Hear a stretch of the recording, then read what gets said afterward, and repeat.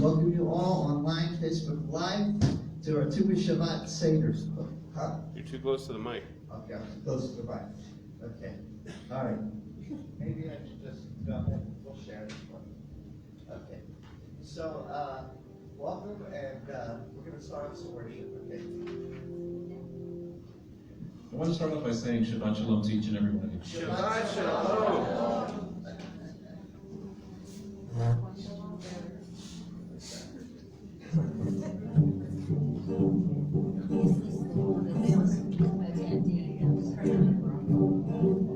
We are the fruit of the fighters.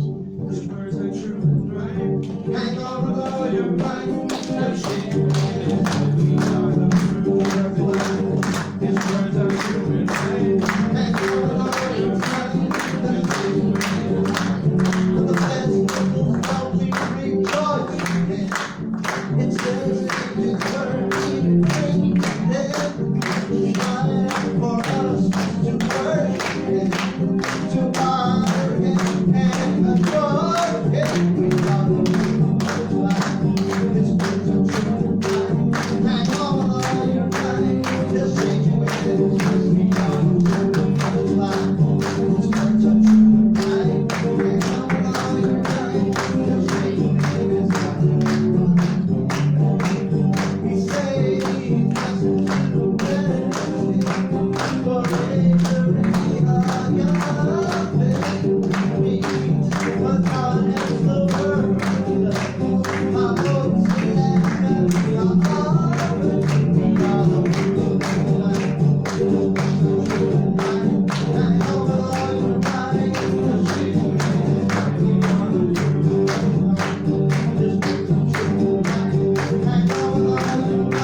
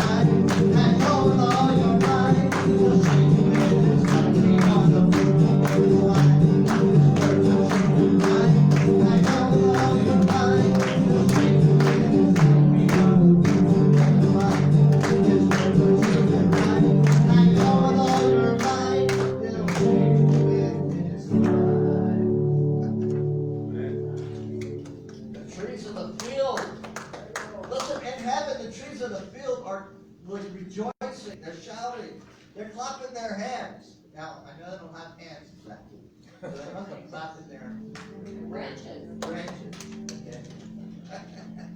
so it's I'm looking around it, but yes, dance if you want. You can dance, get up and dance.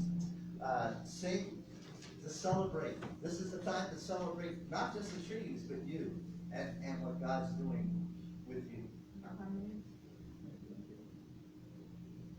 You shall go and be like forth with peace. The mountains and the hills will bring forth before you. There'll be shouts of joy, and all the trees of the field will clap their hands. And all the trees of the field will clap their hands. Trees of the field will clap their hands. Trees of the field will clap their hands. While you go out with joy.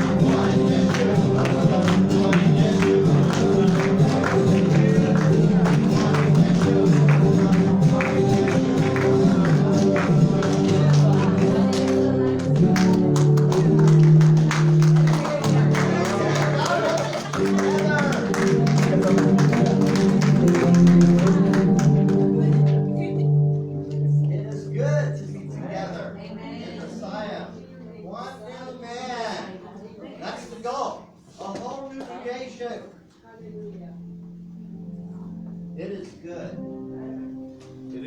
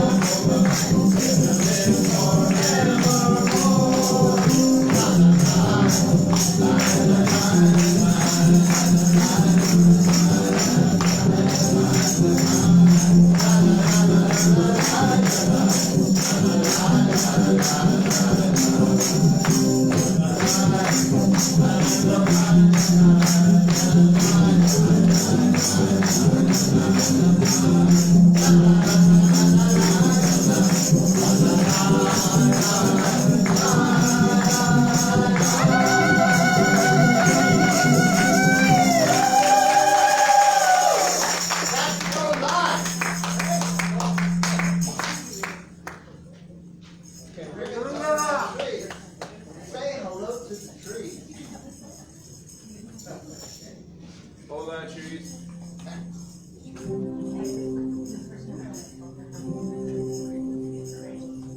Yeah, bro. Say hello to the tree. The trees they're singing about liberty that we stretch our feet.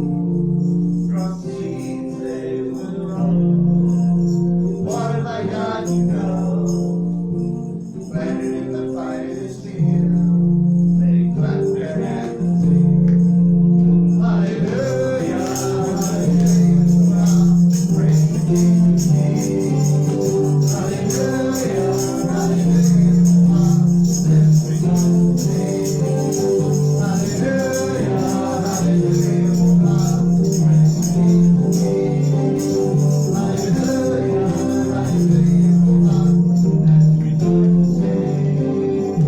The rain comes down, with joy they make the sound, rejoicing with the clouds of all the gifts you bring.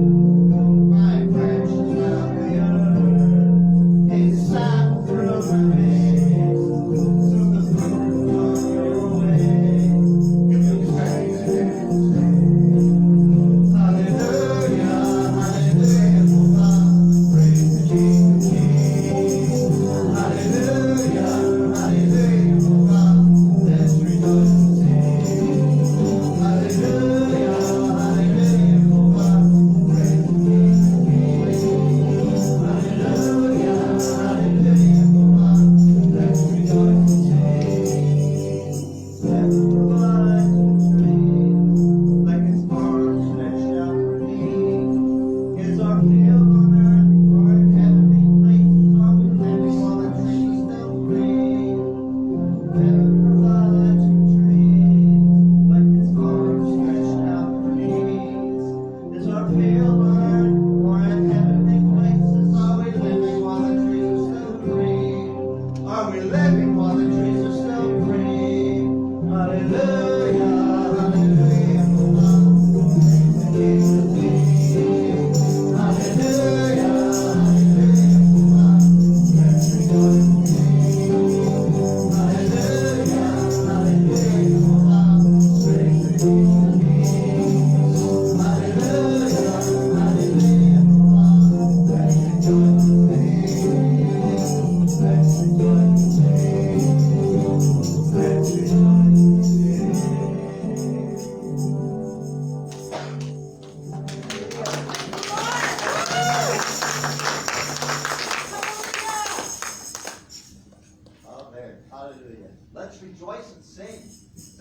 hello to the trees. All trees. Have a seat.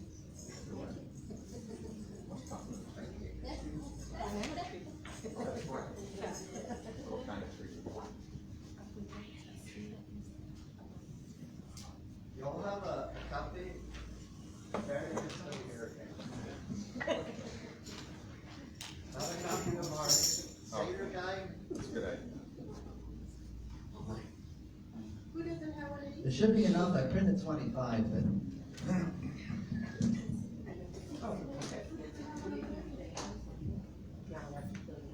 Do y'all have one? Please.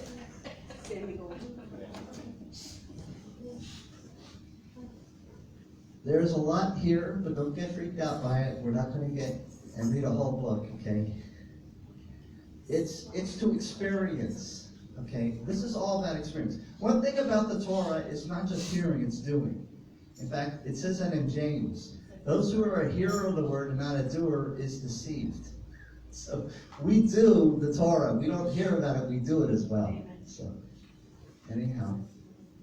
So let's get started. Okay, now this is actually called the New Year of the Trees. Tu BISH'VAT means the 15th day of the 15th day of of the month of Shabbat. Okay, actually the month of Shabbat. It's actually called Tu BISH'VAT, 15th day of the month of Shabbat. However, that was a few days ago. So we're doing it a little bit late, okay? But that's okay, because God didn't command us to do it on its day. He did all the festivals, but not this particular one. Okay, actually God didn't tell us to do it. We've done this out of an understanding of who He is, okay? So, there are 4 New Years. There are, according to the Jewish writings, on the biblical calendar. The first of Tishri, Rosh Hashanah, which we celebrated in the fall. Okay, it's Yom Teruah, the day of the awakening blast. Then we have the first of Aviv, which is coming up in a few months. Actually, less than a few months. About a month and a half. Okay, that's the New Year that begins in Aviv. And just for your information, the month of Aviv literally is, it means springtime. Did you know that there's no season of spring? Okay, we have, like everybody celebrates spring, summer, fall, winter. But actually, in the book of Genesis, after the flood, God says only in summer and winter. So there's only 2 seasons, summer and winter. But they have created fall because the leaves fall. And they created spring because of spring cleaning. Now, actually, there's a reason for spring cleaning, okay? But we'll talk about that in about a month. Okay?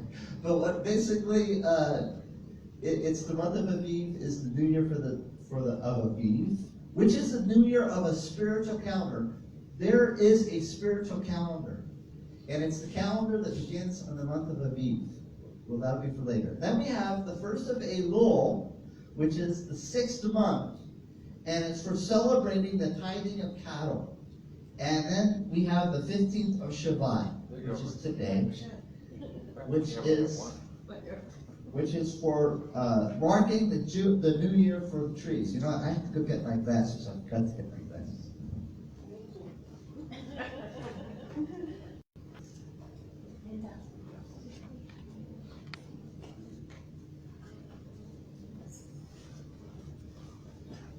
Okay. It's going to be on the east side. Do you know where Bob Hope is? Okay, it's on Bob Hope Drive. And we'll be meeting in a place called Los Manchones. Yeah, it's across from the school. You got to go in there, and I think it's 7319 is the gate code. And then it's, I can't remember the information about what is the building number. I think it's building 20 or 21, something like that. Yes, it's open. Well, after you get through the gate, you gotta like kind of go around, and then, you know, I didn't plan to go over exactly how, but I have directions in my bag. Okay, so I'll give you directions. Okay, if you're interested in going. Okay, so 15th of Shabbat. Shabbat means to branch off. Listen, every month on God's calendar means something. Okay? This is the month, we're halfway through the month, that means to branch off. Everything is about branches today. Okay, but even the whole month itself is about branches. And it also means a stick or rod for correction. Okay, now a rod is for correction, a scepter or a staff as well. And in Mark 8:24 it says, and he looked up and said, I see men, for I see them like trees walking around. That scripture is talking about when Yeshua, Jesus healed the blind man, okay, and he saw people at first like trees before he saw them as when he could see completely. And this tells us something. We need to see people as trees. Right? You might say, that doesn't make any sense. They're people. Okay, no. We need to see them as trees. It's a spiritual thing here. Because everybody is a tree and bears fruit. And we need to respect the fruit that everybody has before we can actually see them correctly. See, everybody wants to put everybody else down in this world, okay, and they don't respect what somebody has, or what somebody gives, or what somebody has to give. And they put them down, okay, but everybody, every single person is of value, okay, and that's what it teaches us. Okay, I'm not going to go into the story about the Kabbalists. They started this tradition of having a Tu BISH'VAT Seder. Like a Passover Seder, they have 4 cups of wine, 4 questions, specific foods, and storytelling. Okay, everybody has their own customs.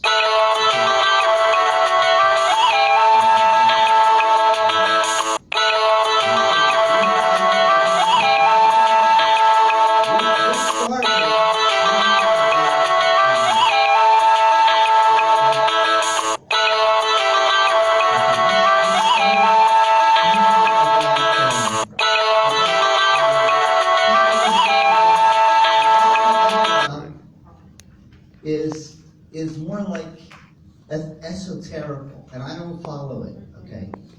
I have turned this celebration into a Yeshua-centered celebration, okay? Because the more I kept studying, the more I realized that everything Yeshua said is centered around what we're doing here, okay? So it's all about Yeshua, and it teaches us not just about loving the Lord, but loving each other. Okay?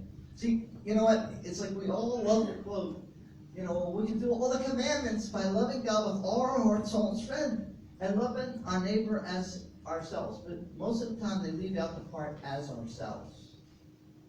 If we know how to treat each other really well, right? We know how to treat ourselves real well, okay? But it's like, can we treat people like we treat ourselves? That's what he's saying. You know, love your neighbor as you love yourselves. And Yeshua went on that last Seder, remember? And he washed his disciples' feet. And he is the Son of God who was around for trillions of years. And he came down because of his love for us. And he said, you must do this to one another. That love, that humble humility of serving one another. That's what the Seder is about. That's what this is about. Okay, so let's start off with the first question.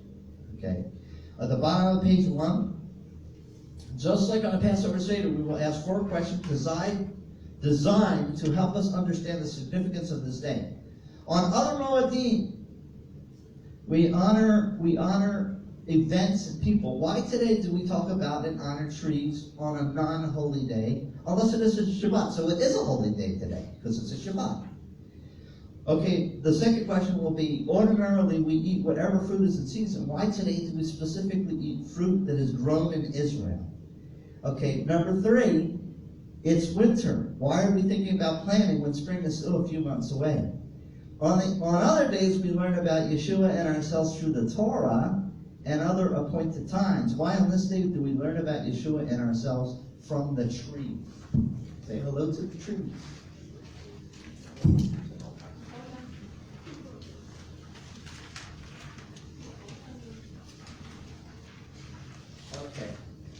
Now, I don't know if we have it arranged like this, but there's 3 different kinds of trees that we're going to be talking about. 3 different kinds of fruit that we're going to talk about. Okay, they cover 3 different categories, 3 different types of characters. Some people. Now, each of these fruits is people. Don't be upset if I call people fruits, okay? It's not a negative thing, okay? I know in the world, if you say you're fruity, they think you're nuts and they put you in the sanitarium, okay? But that's not what I'm talking about when I say fruit. This is all about fruit and trees today, okay? So the first category are pomegranates, etrog, which is of the lemon family. We don't have that with us. Almonds, walnuts, pistachios, pecans, peanuts, grapefruits, coconuts, bananas, oranges, and many others like them. They all have an outer shell or an outer skin that is not edible. Okay? Do you see it on your table? The outer skin that is not edible. Okay? Other people, now some people are like fruits that are edible on the inside but are inedible on the outside. They are difficult to get to know, but you are rewarded when you peel away and break through the top layer. People who are hard on the outside for all to see. They might be very bitter, angry, abused, mistreated, or wounded people. They are very reactive and tough, creating a shell of protection from the outside. You all know people like that? You can't get through them. It's like a walnut with a shell, or like a fruit that you can't eat the peel. Okay? Other people, now number 2, other people are like fruits that are edible on the outside, but have an inedible pit or seeds. You meet them quickly, but you never get to know them completely. These people don't reveal much about their lives. They might be considered introverted or shy. It could be people hiding from themselves because they are unhappy and not confident in who they are. They may have the spirit of rejection from someone wounding them from within. It can also be people with a lot of pride, thinking they are better than everyone else, so no one gets to know them. They'll look like so nice on the outside, but on the inside, they're rock hard. Okay? That's like olives, dates, plums, apricots, persimmons, I don't know if I'm saying that right, cherries. Okay, I don't think we have any cherries here today. Okay, so those are the pit inside. Those are the people that you might get to know them on the outside, but there's secrets inside of their hearts. They don't want to reveal who they are. Okay. Then the third category, these are those fruits that are edible on the inside and outside, like the people with whom you form quick and lasting friendships. These are also transparent and honest people. Okay, wheat, barley, grapes, figs, apples, carrots, strawberries, raspberries, blueberries, blackberries, tomatoes, kiwis, and pears. Okay, that's edible inside and out. Okay, I won't get into the specifics from the political realm about who you think fits what fruit. Okay. Oh, we know. Okay. Now, look what I have in brackets here. We do not discard fruits because of an inedible peel, shell, or pit. Likewise, all kinds of people are worth knowing and helping, and everyone is valued by our Abba, our Father in heaven. That's Psalm 139, 1-18. We talk about the 7 species of Israel because God made a promise. I'm bringing you to a land of milk and honey, but he also said a land of wheat and barley, vines and fig trees and pomegranates, a land of olive trees and date honey. Okay? And there's a reason why he mentions all these things, okay? And so there's the list right there. Now, we also have the fruit of the Spirit in Galatians 5:22 and 23. Love, joy, peace. Now, there's 9 of these. Love, joy, peace, patience, kindness, goodness, faithfulness, gentleness, and self-control. Now, here's the thing. Elohim, or God, wants to take us from the first and second categories and put us into the third category. Now, what would you say a demon-possessed person is? Which fruit? What would you think? I would say they are more trouble from the outside, right? But they're also trouble from the inside. So you could say they have a pit and they have a shell. Is there a fruit with a pit and a shell? or a pit and an inedible skin? Is it avocado considered? Yeah. Well, yeah, you can't eat the skin of an avocado, so that would be one of them. So it's, I hate to say it, the poor Mexican people. Okay, no.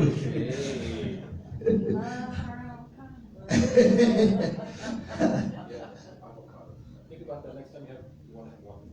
Yeah, I love avocados. I never thought that would happen, okay? I've been in El Paso. When I first got to El Paso, I'm obsessed with this thing. Okay, now I love them, okay? Okay, so this is like a demon-possessed person in a sense. You know, there's other things too. You can't have a relationship with them. They won't tell you anything about themselves. They won't even relate to you. They won't even talk to you, okay?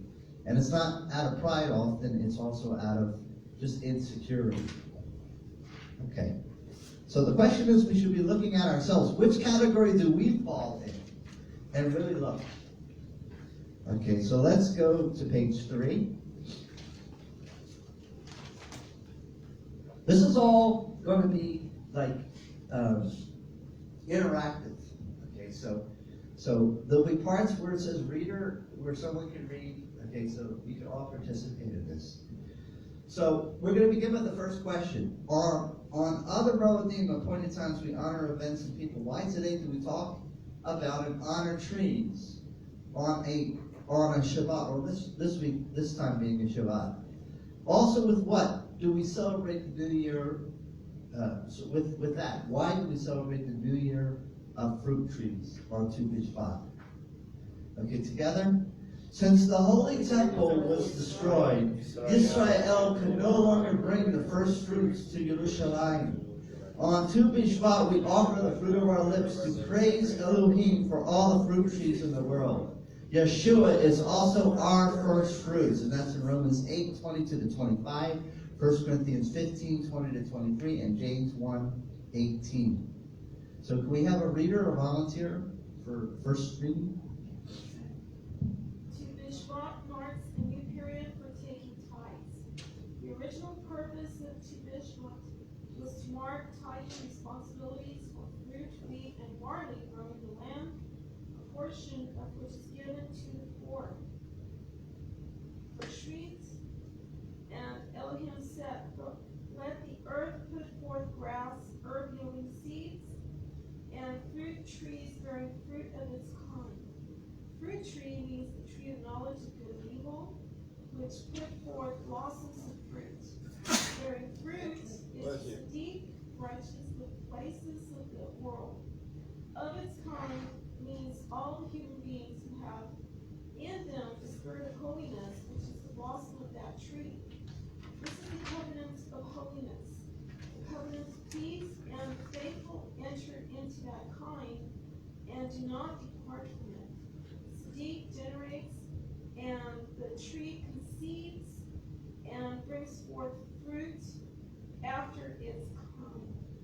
Okay, at this point, we pass normally around like a basket or something. We just have this right here. Okay, and we take a collection for the poor, widows, orphans, and planting trees in Israel. Okay, we planted actually 6 trees in Israel. Okay, and I think we have something from it. Yeah, from the ministry. Okay, so I'll just pass this around. If you want to put something, it's up to you. Some loose change or not?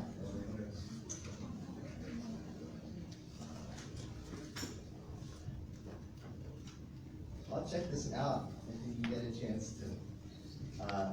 It's basically trees for Israel. It says 6 trees have been planted in honor of Yeshua the Messiah and his kingdom. Love, Koharot, Messiah, and fellowship of El Paso. Okay.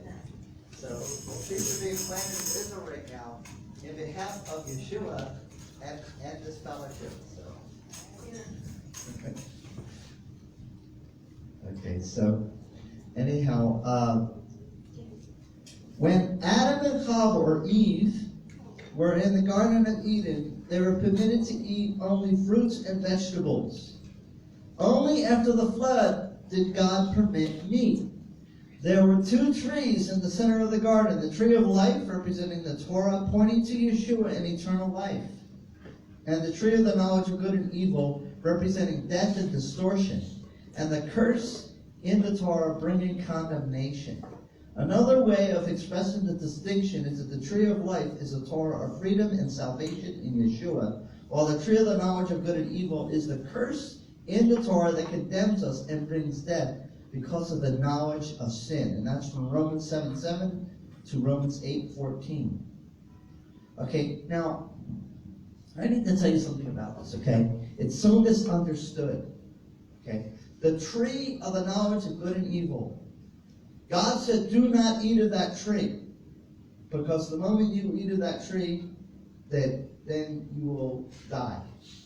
Okay, now, with understanding of what he's talking about, is it has to do with disobedience. The letter of the law. God said this, don't do this. Okay? But when we just look at the Torah as a set of laws, do this, don't do that, it's just condemnation if you make a mistake or if you do it. And there's no condemnation in Messiah Yeshua. There's nothing wrong if you study the Torah but looking for Yeshua. That's the difference. Do you know that the tree of life also is Yeshua? The tree of life is the tree of knowledge of good and evil. It's Yeshua taking all of our sins upon him. Okay, but he is also the Torah of liberty. He is the tree of life. So basically, let me just define it like this. When we study the Torah looking for Yeshua, with a focus on him, when we celebrate the Sabbath, when we do all the things that God gave us in the Torah, looking to know him and to know ourselves, then it's the tree of life. But if we're looking at it to say, well, I have to do this and I have to do this and I shouldn't do that, then we miss the mark. God doesn't want us to be robots. He says he gave us free will. Choose to do with your own heart, choose to do and follow after Yeshua.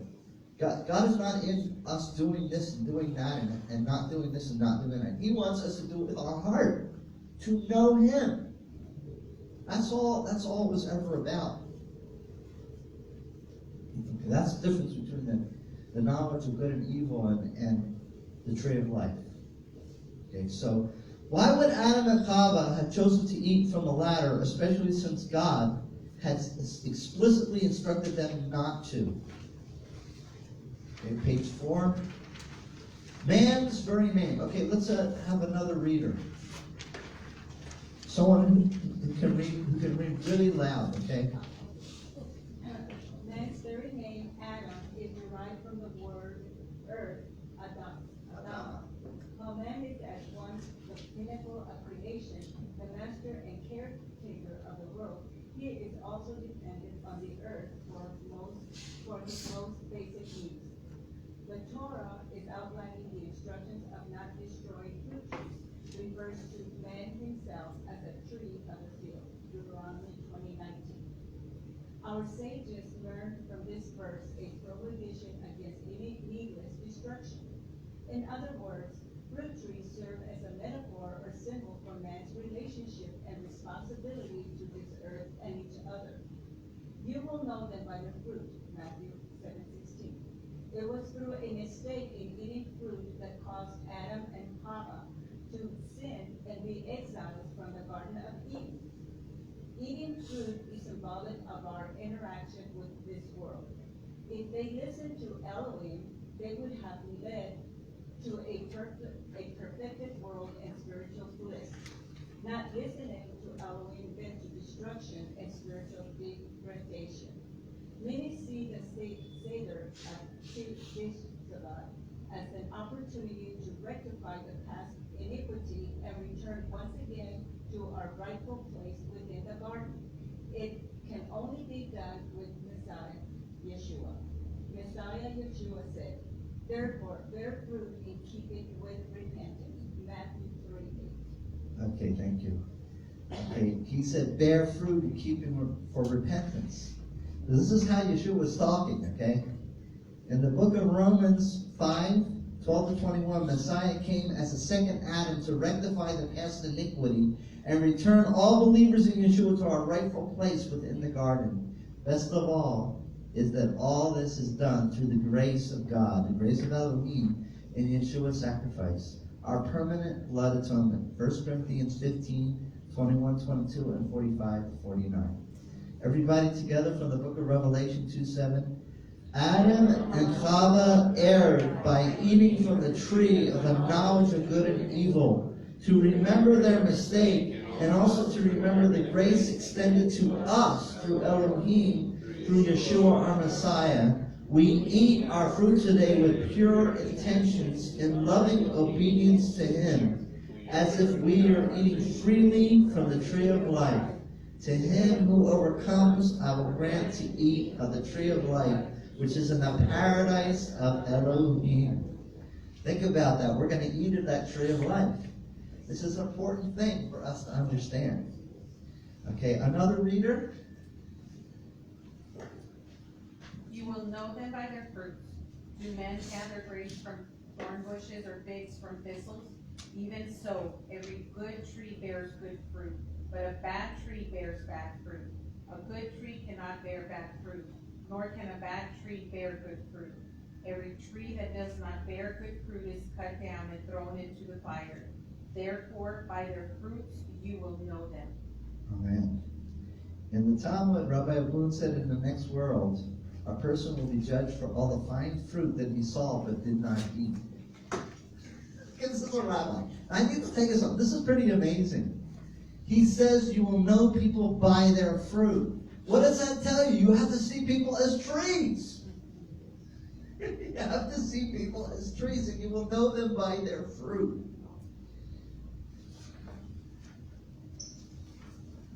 Okay.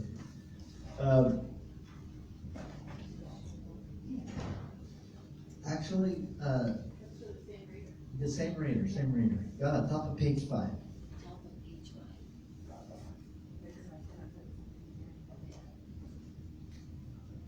Go ahead. Oh, me? Yeah. Sorry. It's okay. Born, I used to be being in church. That's all right. Rabbi Elazar fulfilled this teaching. Although he was very poor, he saved up small coins which he kept in a small pouch to purchase new fruits as they came into season. He tried to make a blessing over every kind of fruit at least once a year. Why is one held accountable for not eating a new fruit when presented with the opportunity? The Talmud says that someone who eats and doesn't say a blessing is considered a thief. Why? Because every aspect of Elohim's creation is inherently holy.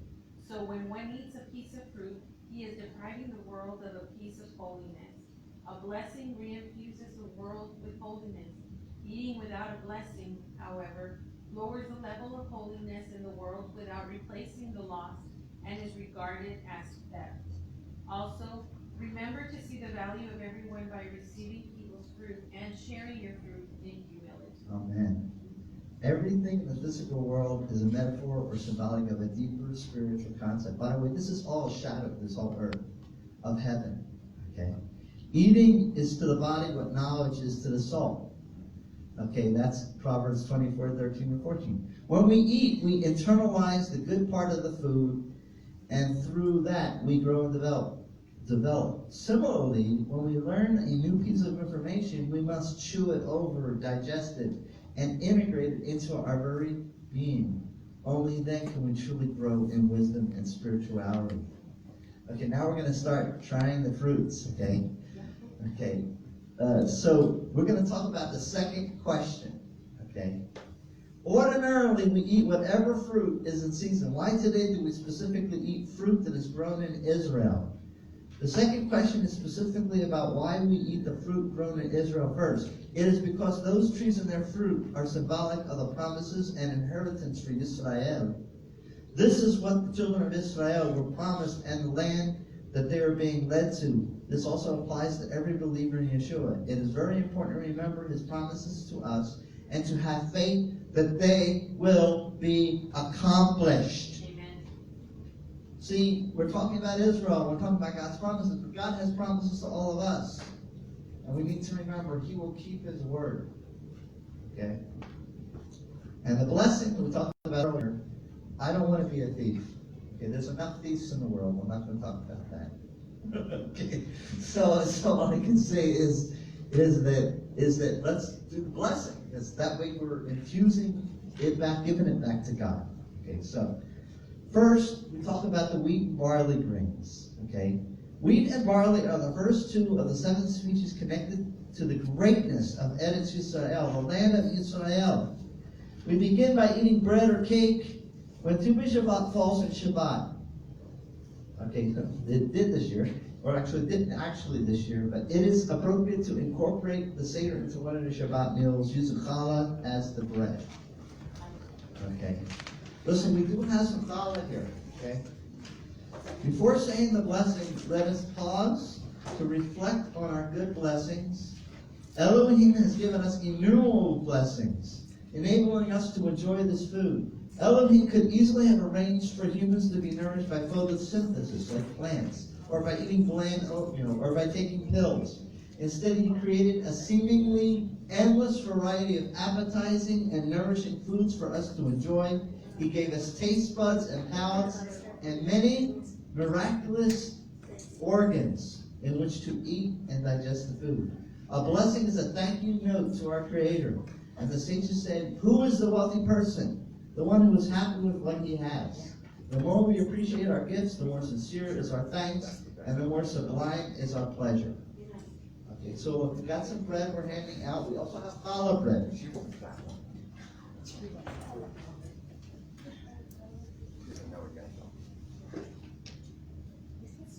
Don't eat it yet once you get it. You gotta do the blessing, remember? We don't want to rob. We don't want to be a thief.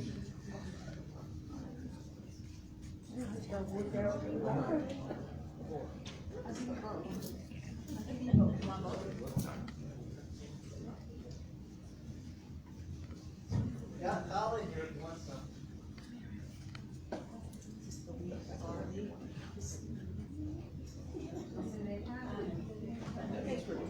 Do we have to hide these then? Got all sorts.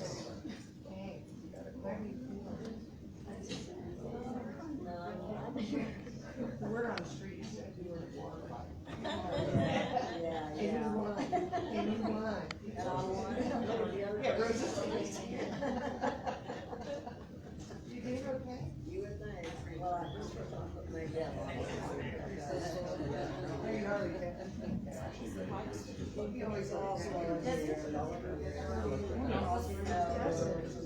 medicine to lower I see the little mark there. Yeah. Grapefruit, I feel Raise your yellow. I don't like it, just think of it. Okay. We're going to learn some stuff about bread in a second. Okay. Do you know that you're a certain kind of bread? Or we're all a certain kind of bread. All of us are the same bread.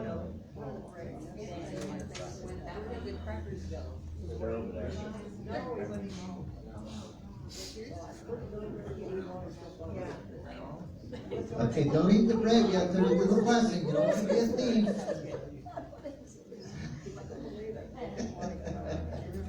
You can have as much challah as you want. We got another challah too. So.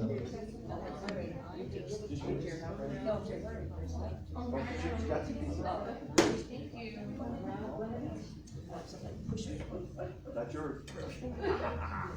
Okay, everybody. Does everybody have some bread?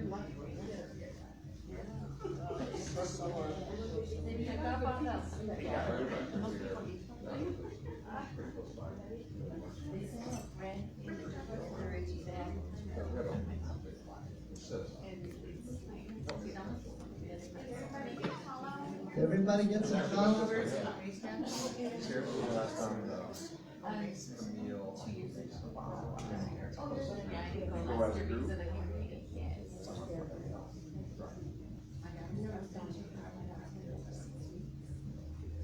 Good one. It's getting around.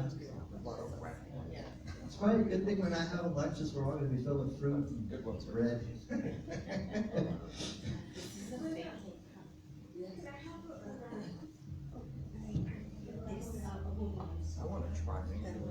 Okay.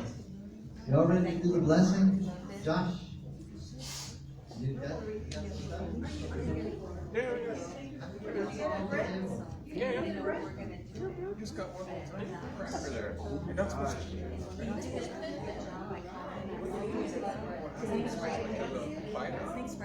Because it was broken. Okay. I'll wait till the servers get to sit down. Wait. Yeah, he was the one with the big camera. I wanted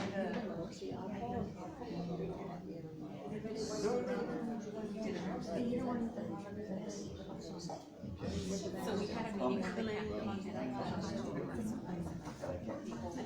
was a shock, you know what a shock. Yeah, most of the time. The martini, and then I took out her face. Yeah. Everybody have I challah? like that. Yeah, everybody's got it. Okay. All right. I want you to take one of the breads that you got and lift it up with your right hand. Or is everybody? We'll wait till the servers come back. What percentage? Where's razor bread? Well, you were away. I got Where's bread? Any bread that you want. Okay. Okay. barley. Okay. Okay, so what we're doing here is this is God's provision, okay? So we'll do the first blessing here. We're on page 6, okay? Baruch atah Eloheinu melech haolam, borei b'nei mesodot. Amen. Blessed are you, Jehovah, King of the universe, who creates species of nourishment. As we raise our hands, we remind ourselves that the food we are about to eat, even though it was made by a human being, ultimately comes from God. And the verse said he would feed them with the finest wheat, Psalm 81:17. So let's say another blessing for the bread. Baruch atah Eloheinu melech haolam, hamotzi lechem min haaretz. Amen. Blessed are you, Jehovah, King of the universe, who brings forth the bread of the earth. You may eat. Amen.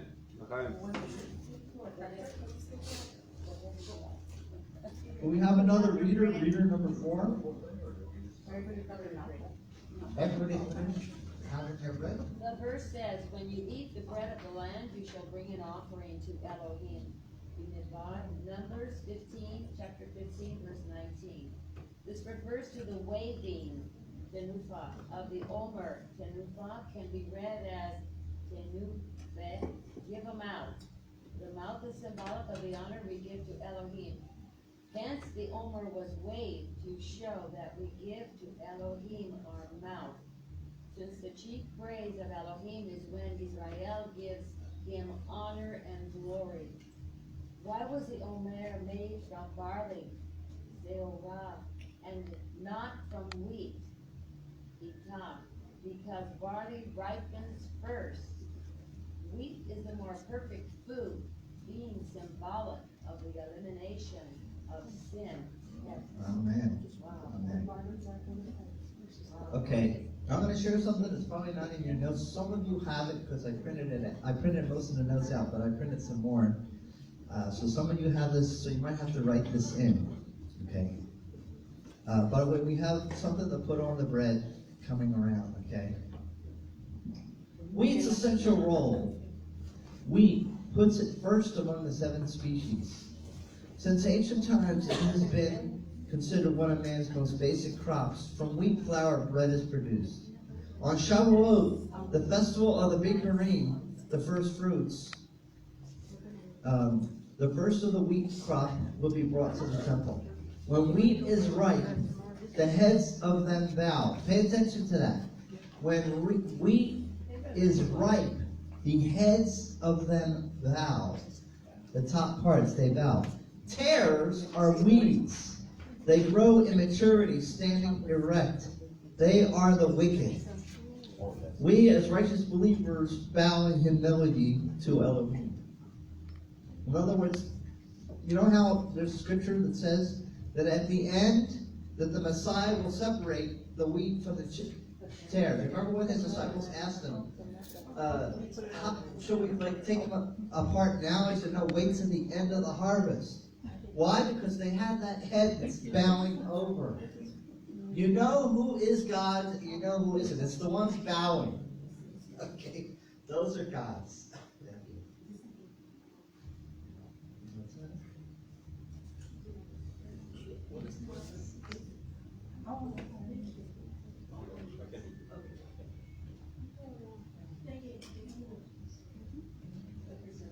Okay, the wheat is the final harvest of the year. The resurrection of the righteous is at the end. Well, the time of the final harvest of the year. The believing righteous are the wheat. Okay? Now, let me share something with you. The barley, let's look at the barley first, okay? Barley was and still is an important grain in Israel because it requires less water than wheat. It grows even in the fields of the Negev, southern Israel. Since it ripens before wheat, its harvest begins in the month of Aviv. 2 weeks later, the Omer offering is brought to the temple in Jerusalem as part of the Passover festival. It was a barley offering. Bread prepared from barley was considered to be poor man's bread, possibly because it was not considered as tasty as bread made from wheat. The barley is Yeshua our Messiah and all who were resurrected in the Bikurim, in his first fruits resurrected with Yeshua after his resurrection. Yeshua and all of them were the barley harvest. Listen to the letter there. Barley harvest. This is the first harvest of all the harvests of the year. It tells at the beginning of how every soul will be reached.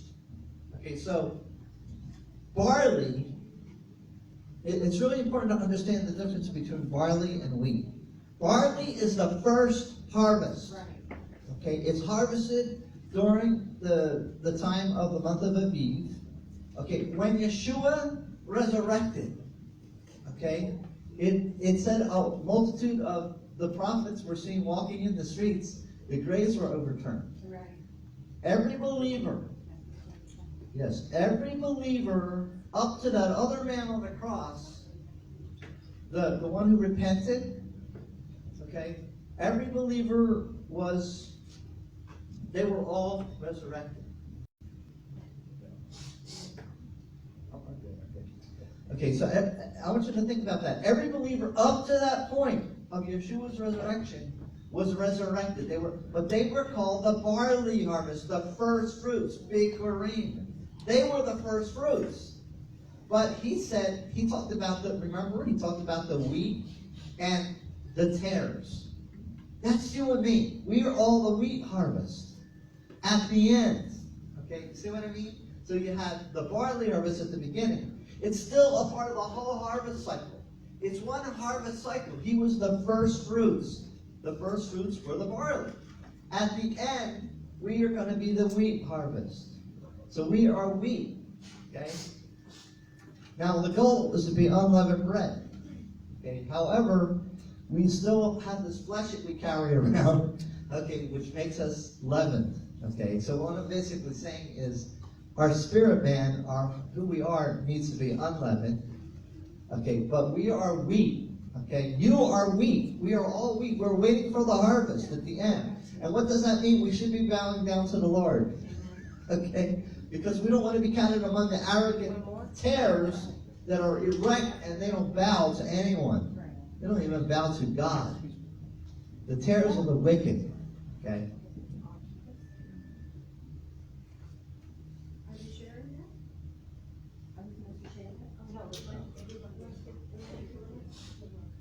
Don't eat it yet. No. Are we not supposed to eat the bread again? No, you can have the bread. Oh. You can have any of the bread that you have. Just cover it with. This is special. Yeah, what was that? What was that? What's that middle side? Not the yellow. Oh, that's a peach. This one? This one. Oh, that one? The regular one? Not sure. Oh, is that what it is? Yeah, just if you have a peanut allergy, be careful, okay? Wait, is this peanut or almond? It's Uh, almond Yeah, I think so. Well, I'm not allergic, I just wanna know. Yeah. Is that real? Yeah, and there's another one that we're handing out. That's like a peach marmalade thing. It's a fruit spread. All right. So I wanted you to know the difference between wheat and barley, and also that if we're wheat, then we should be bowing before the Lord. That's the ultimate goal, and that's how you tell the difference between the wheat and the tares. Is we're bowing before the Lord.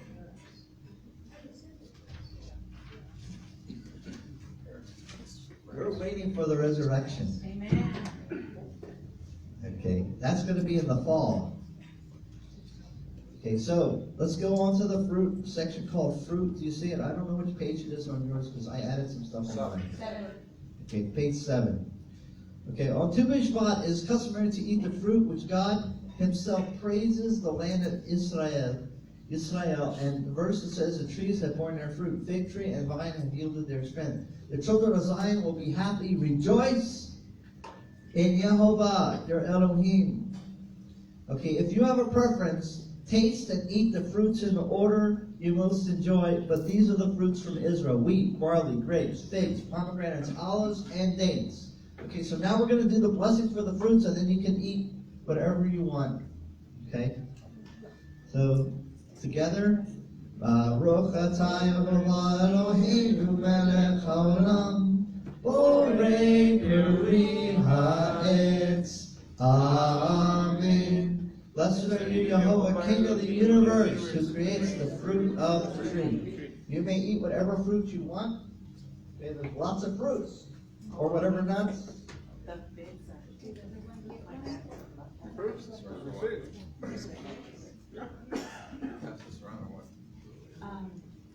There's one of these or the one that is kind of similar, you just help us with, or if you want to put it, I think it would be okay. There you go. I'll be right back. Listen, there's also peach, there's dried peach. On this table we have dried kiwi. If you like kiwi. Kiwi's like candy. I don't know if I see it there. I'm going on this one.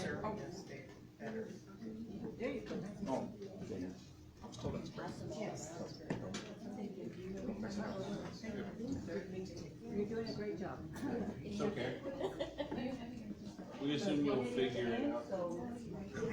Okay, we've been talking about, we talked about the, yes. Is this like the cakes that are same thing, it's always talking about yourself? Especially in the Old Testament. Like, It's the days that the big cake. I uh, always imagine some sort of flour. I'm not sure what you're talking about. Raisin cake. Although if you look at, like when they were Abigail. It's raisin cakes. So it's grapes. The dried grapes.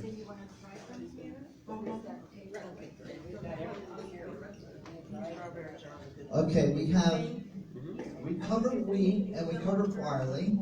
First two in the land of Israel. Now we're going to talk about grapes. Just remember, you are wheat.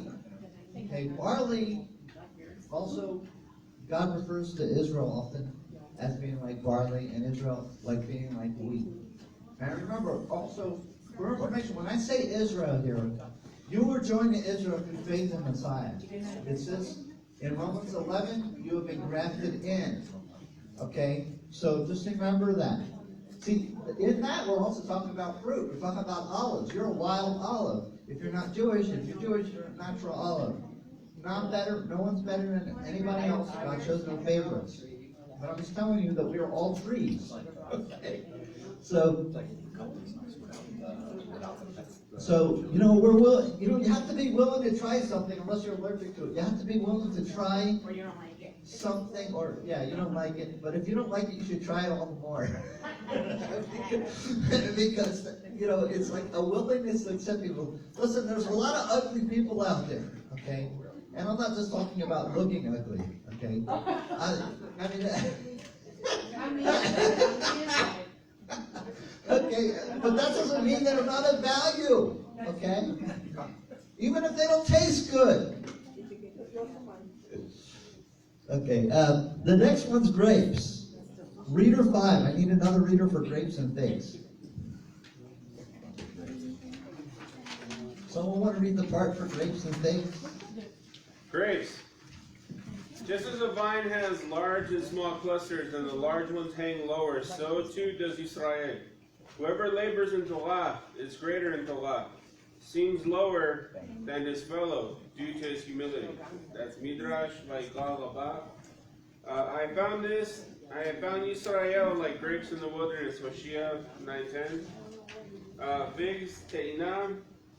Rabbi Yochanan said, what is the meaning of he who tends the fig tree will eat its fruit? In Mishlei Proverbs 27:18. I saw your forefathers as the earliest fruit on the fig tree in its season, in its first season. Hosea 9:10. Israel is a fig tree. Why is the Torah compared to a fruit tree? Figs on a tree do not ripen all at once, but a little each day. Therefore, the longer one searches in the tree, the more figs he finds. So true with Torah. The more one studies, the more knowledge and wisdom one finds. Talmud, Eluvin 54a. The green fig is called the early green pag, immature. The mature fig is called te'ina, passionate. We need to go from being immature to Elohim to being passionate for him. Messiah Yeshua prophesied, behold the fig tree and all the trees. As soon as they put forth their leaves, you see it and know for yourselves that summer is now near. Okay. We can't miss the fig.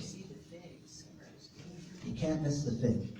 Here's the thing. If it's an immature fig, it's called a pag.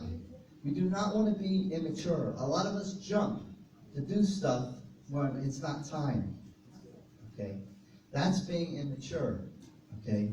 We have to look deeper. We got to grow. We got to mature, and then we can become the passionate.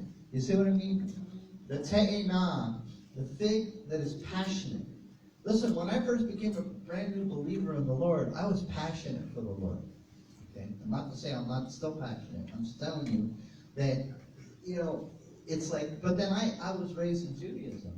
Okay, and when I found the truth, the one at which that was the one who was our Messiah. To me, it's like, I'm in love with the Lord.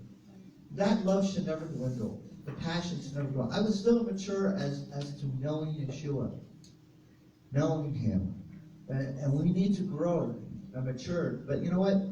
We won't get there unless we stay in the tree and we hunger and thirst and we're passionate and it never stops. Yeshua said, "I'd rather you be hot or cold. But since you're lukewarm, I'm going to spew you out of my mouth." I'm saying that nice because we're eating. Okay. I'm just saying that I do not want to be on that end of his mouth, okay? I'm telling you, if there's anything in us that wants to stay religious or immature and not growing, that is no good. That is not good for us. It's about growing and maturing. Does someone want to read about the pomegranate? Reader number 6. The pomegranate and the olives. Okay? Let us get up early in the mornings in the vineyard, and let us see the vine as flowered. If the grape blossoms have opened, if in the pomegranates have budded, there will give you my love. Song. Song of Solomon 7:12.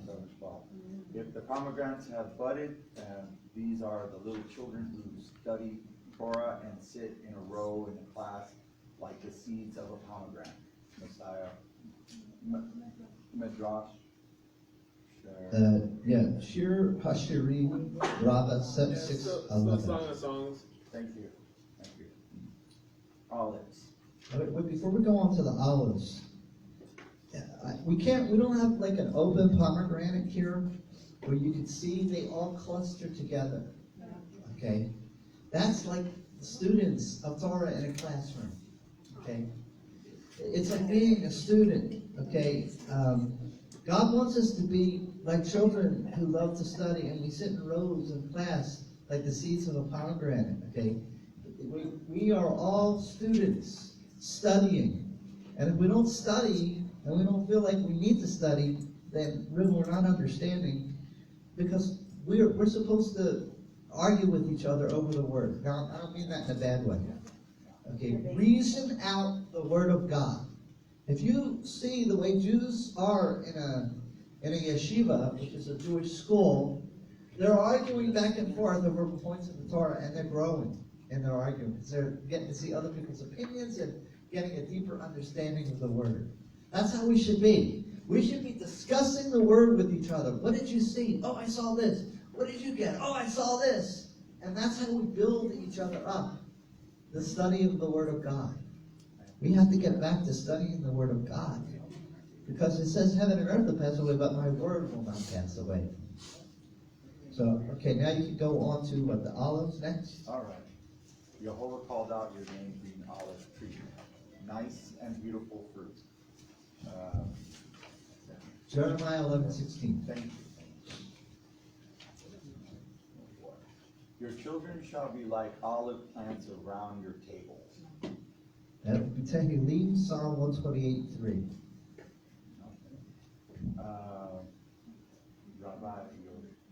Rabbi Joshua ben Levi said, "Why is it Israel compared to the olive tree? Because just as the leaves of an olive tree will do not fall either in summer or winter, so too Israel shall not be cast off neither in this world nor in the world to come." That's from Talmud Menachot 53b. And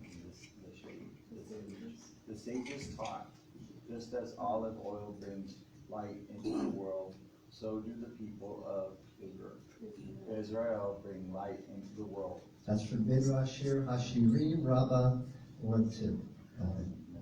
Messiah Yeshua said, "You are the light of the world. A city set on a hill cannot be hidden." Matthew 5:14. Rav Shaul said in the New Covenant, "For if you were cut off from what is by nature a wild olive tree, and were grafted contrary to the nature into a cultivated olive tree, how much more will we who are the natural branches be grafted into their own olive tree?" Romans 11:24. This is about Yeshua's becoming believers. Israel. This is about Israel becoming believers in Yeshua, the Messiah. They are the natural olive tree. You know, this is really an important thing to understand. There is a warning that the Apostle Paul gave us in Romans 11. Do not be arrogant against the natural branches. He was talking about Israel who doesn't believe, the Jews who don't believe. He said, because the root supports, you do not support the root supports you. In other words, what they believe supports you. In other words, we should be learning the ways of the Torah, the ways that the Jews, except the difference is, we're in the Spirit. We're born again. Okay, so we should be learning the way. We are, whether you be a natural olive tree or which is a cultivated olive tree, or a grafted tree, olive tree. We are all olives. You know what olives produce? Oil. We all have the Spirit of God. We've all been joined to Israel. God loves us all. Okay, What is the Midrash? Okay, Midrash is a set of books that the Jews wrote. They're like stories. You know how Yeshua spoke in parables? It's like rabbinic stories around the scriptures, which you create these stories to give us understanding of the scriptures. Okay. Yeah. There were two kinds of rabbis in ancient times. There was Agadic rabbis. They were storytellers. They were like when your father tells you a story before you go to bed, at night. There was halachic rabbis. They are, you do this, you do that. This is a blessing. Okay, they're very religious, strict. And you know that the students, there's a story that the students prefer to be under the Agadic rabbis who told stories. And Yeshua was an Agadic rabbi all the way. He grabbed everybody's attention, and his own disciples didn't understand, but he had to explain it to them. Okay, so anyhow, look at, thank you. Look at reader. Do we have another reader for the dates? Anybody for the dates? Dates. Tamar Devash. The righteous shall flourish like a palm tree. Kehilim, Psalms 92:13.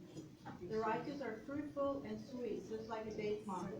Your stature is like a palm tree. Song of Solomon 7:8. Just as the palm tree doesn't bend or sway, so too Israel does not bend or sway. No part of the palm tree is wasted.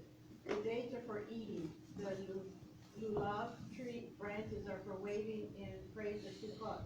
The dry thatch is for roofing. The fibers are for ropes. The leaves are for sieves.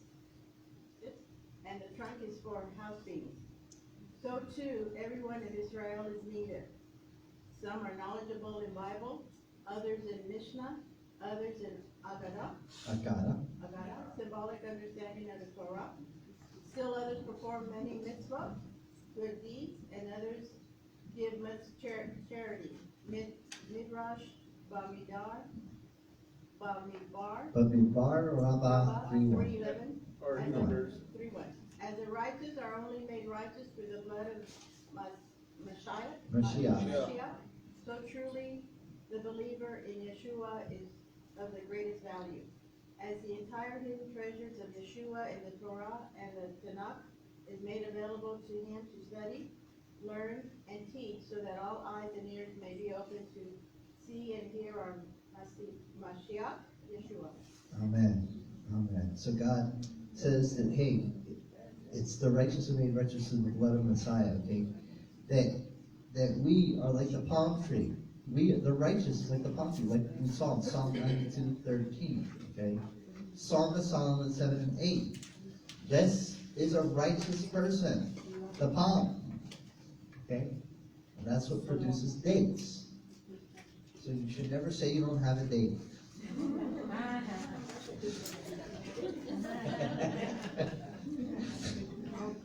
Okay, now we turn to the third question. It's winter. Why are we thinking about planting when spring is several months away? BISH'VAT marks the traditional turning point between the rainy season and the beginning of spring. Rabbi Yochanan ben Zakkai once said, if you have sapling in your hand ready to plant, and the Messiah comes, plant the tree first and then go to greet him. The Torah commands us to leave fruit trees to standing when we attack a city in wartime. We are also commanded to observe a mitzvah, a good deed, a pe'ah, 4 corners, so that the poor may glean from the fields. After he started, no, I want to just stop right there real quick. God told Israel to leave the 4 corners of the field. Okay, you see these seat right here? These seat? They're like the 4 corners that we wear on our 4 corners. Okay, God told us to remember the commandments. Well, they were to leave the 4 corners. Now, the fields are big. So the corners were like a lot of trees, a lot of stuff on the corners. Okay? And they were to leave it for the poor, the widow, orphan, for the Gentiles. They were to leave those trees. Okay? And then also that God would make it produce when there would be a year that's called a Shemitah year, a 7th year where you do not work the fields. God makes it produce even when they're not working it during that year. God's working the fields those years. So you take a year off every 7 years. That's a pretty good deal, don't you think? Okay, what do you do in a year in ancient farming? You're not working the ground, so what are you doing? Well, he said watch TV. Watch movies and TV and DVR, right? No, what did they do in ancient times? Well, they had a lot of babies. You know, and I'm sure they had a lot of family time. They studied. You know, they probably went on trips to see family and things like that. Scattered throughout Israel. Okay, so anyhow, it's really an amazing time.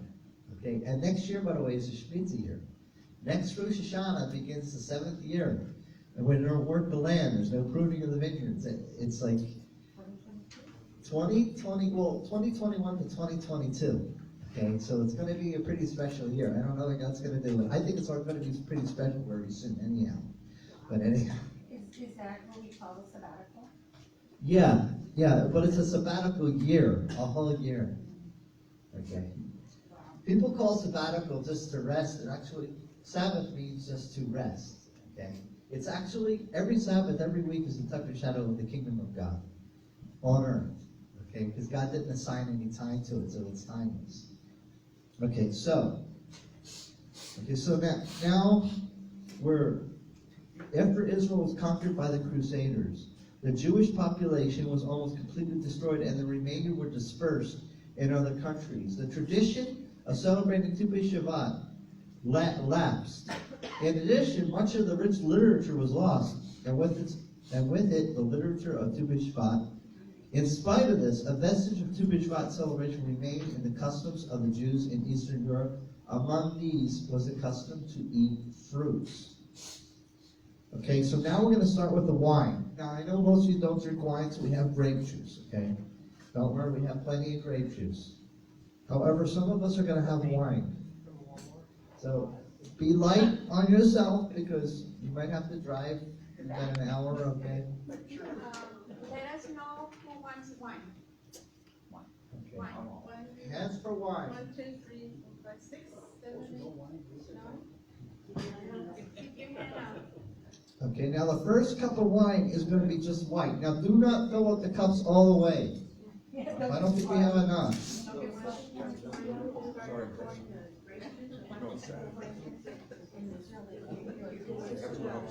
This is like my good job.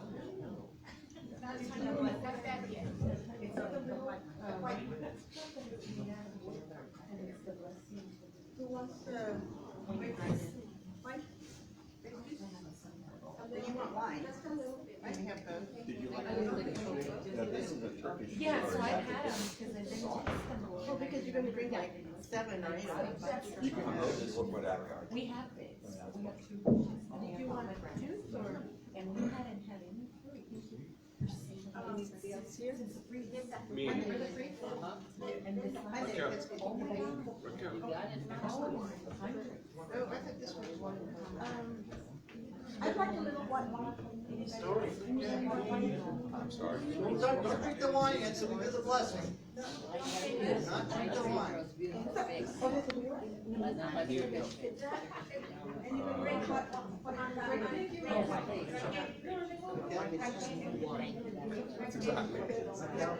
you're saying your fruit tree hasn't produced fruit? It didn't since the freeze, the pomegranates. And then this last summer, they were. We were thinking that most people wanted grape juice, so we have less wine than we have grape juice. So don't feel like we're trying to skip out on you, okay? We'll give you a little bit, so make sure everybody can use. But those are Turkish figs. They're different than Italian figs or Spanish figs. No.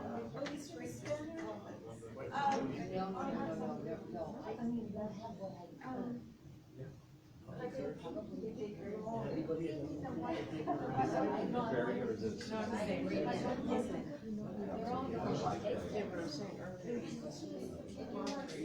You're just. Every one of me. I don't really know. Is my last name? Yes, I'm not like this, and they say that they're part of the.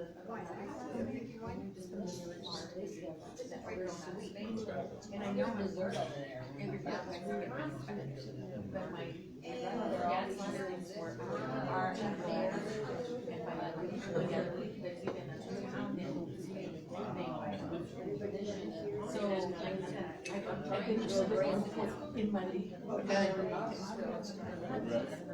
The first cup of wine, why is it composed of just white wine? It's symbolic of the barrenness of winter, which we are in right now. And that bread was good, but got my throat. All right. So the first cup of wine is composed entirely of white wine, symbolizing the barrenness of winter.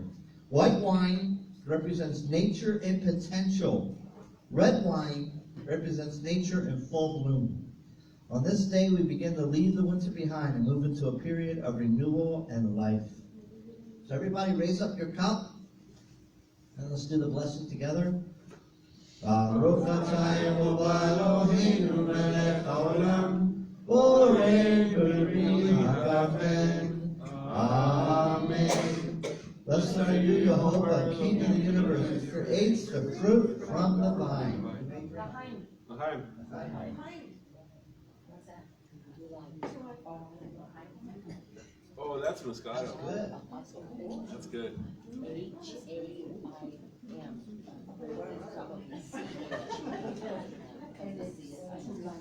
Wine, listen, this isn't the scripture here. Actually, this isn't from the scripture. This is from the Zohar. Okay, a commentary on Parshat Pinchas. Wine rejoices the heart of man. This refers to the wine in Torah. In Hebrew, the word is yayin. Everybody say yayin. Yain. Okay, that's a Hebrew word for wine. And do you know that its value in Hebrew is 70? It's perfection. Wow. However, you can't have too much perfect. That's right. Okay. It also is the same numerical value, 70, is the word sod, which is secret. Wine represents the hidden aspects of the Torah. Okay?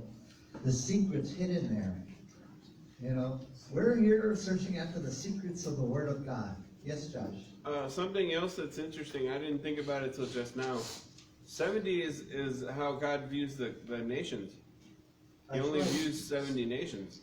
When God separated the children of Israel when they came into Egypt, there were 70. And it says that I think in Deuteronomy, it says that there were 70 nations. Oh, the 70 people were the ones that went to Egypt. Yes, 70 went to Israel. And it says, when God created, listen, it says, when God separated and divided the nations, he did it according to the number of the children of Israel. How did he know 70 were going to Egypt?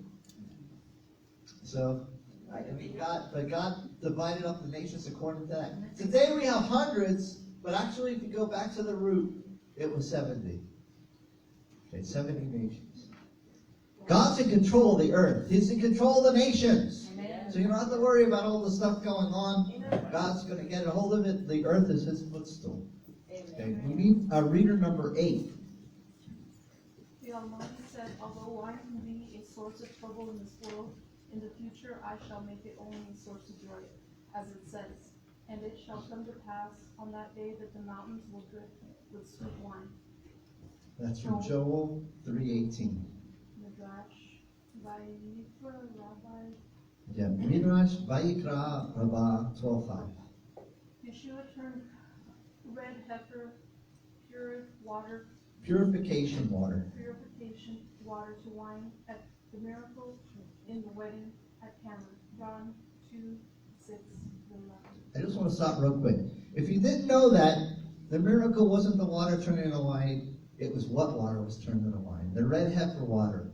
The whole purpose of the red heifer water was to clean the effects of death. If you came across a carcass lying in the street, or probably not lying in the street, probably lying in the grass, and so, oh, I touched a dead body, or my foot touched a dead body, you would have to go to the priest's house and have them sprinkle this water on you on the 3rd day and on the 7th day.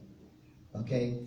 And this water would remove the effects, because you couldn't celebrate the feasts if you had stepped on a dead body. So you had to be sprinkled by this water. And it's really amazing. When Yeshua turned the water to wine, it was the red heifer water that was in the house that he turned to wine.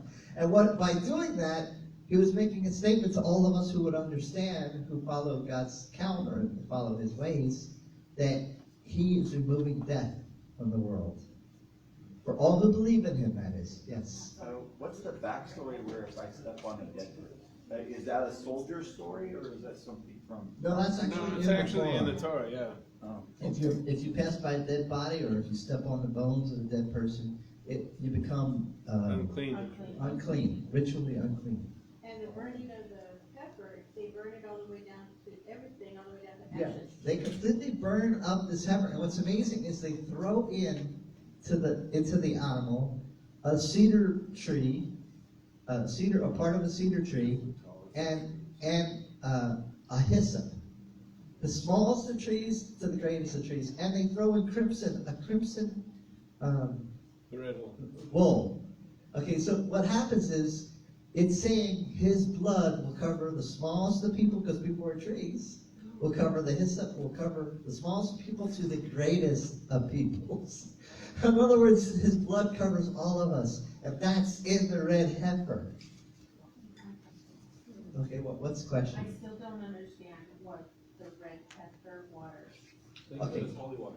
Okay, every year they would kill a red heifer. Right. To, again, it was the completely burn it up, and then they would mix it with water. Okay, Hold on. the ashes. Oh, the ash. The ashes will be mixed of the red heifer, and they would send these jugs all over to all the priest homes, which are scattered throughout all of Israel.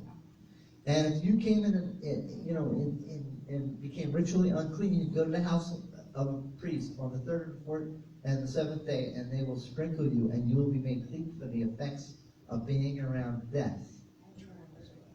Yeah, and it's really amazing. I mean, these little things that are in the Torah, it preaches us and teaches us about Yeshua. And we don't even realize how much there is about him and how he's taken it all the way. And when Yeshua did that, and the miracle of the water to wine, it was more than water to wine. It was red heifer water to wine. In other words, now, not only is death removed, but you can rejoice now that death is removed from you, because Yeshua and his will come, and he took away death from us. When he went to the cross. They had red heifer water at the wedding. Well, no, here's the thing. Once he turned it into wine, it's like the whole thing changed. Right, It was right. no longer red heifer, but I'm saying is that's the water that they used. But here's the thing. Many of them were empty. Okay, meaning that they had to, they had to have, they saved the best wine for last, right? Right. They filled it up to the top. Okay, so they filled it back up to the top with regular water, and that's when he turned the water to wine. Weren't the jugs empty? They didn't have any more. No, they had some. The jugs, okay, they were set up on the priest's bowls, and the jugs had the ashes of the red heifers in the jug, So when they were when they would come and say, I was going to do my sacrifice to the temple, and there was a dead animal, and I got contact. So they would go to the priest's house. What they do, they would take out the jars that had the ashes in them, of the red heifer. They would pour in the water, and then that's what they would use to sprinkle them. So the jars were already set up. All they had to do was just pour in the water, to Take away death. And those are the jugs that Jesus told them to fill up with water. Okay, see that? And that's where he turned that water into that purified water Right. into wine. Those jugs, not the regular water. I got it. Yeah, it's not like Bodhi water or anything.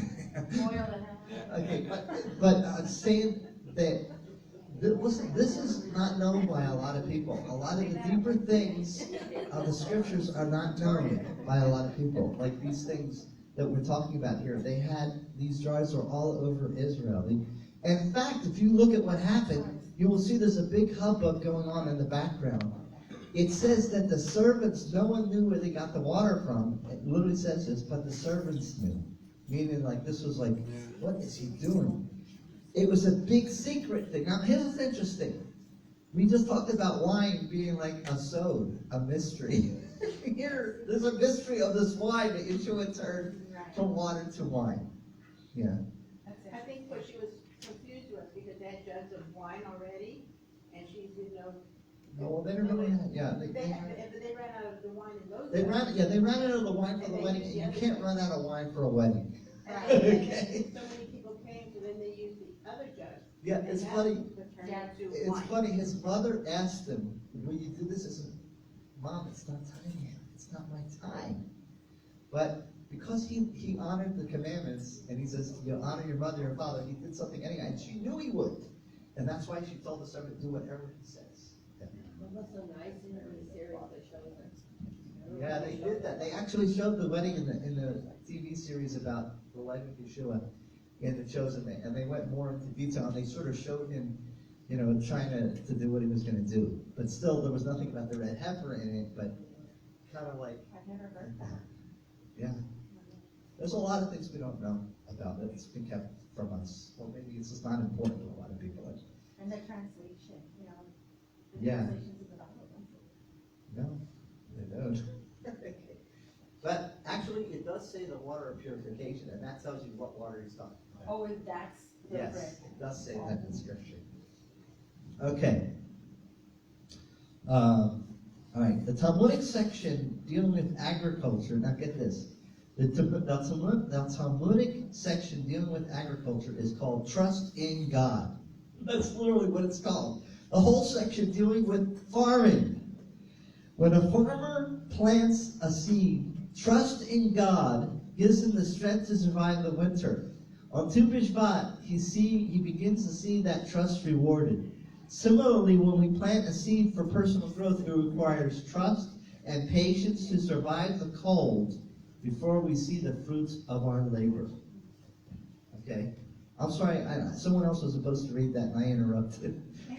Okay, sorry about that. Okay, so now we're going to eat the fruits from the first category with inedible outside shells or peels, such as pomegranate nuts, bananas, oranges. I don't think we have bananas here today, but oranges. We eat first of the fruits of Israel. Okay, so if you have that little cup of pomegranate, that's included among that. I can't think what, anything with nuts, the nuts are included among it. Okay. Also, the grapefruit that you have on your table is included among that. Okay. Inedible outside shells or pits. Rabbi Tarfon compared the Jews to a pile of walnuts. If one walnut is removed, each and every nut in the pile is shaken and disturbed. So too, when a single Jew is in distress, every other Jew is shaken. Okay. So lift up the fruit that you're going to use in your right hand. Okay. Okay, and we're going to do the blessing. Baruch atah Eloheinu melech haolam, borei peri haaretz. Amen. Blessed are you, Yehovah our Elohim, King of the universe, who graced the fruit of the tree. Amen. You may eat.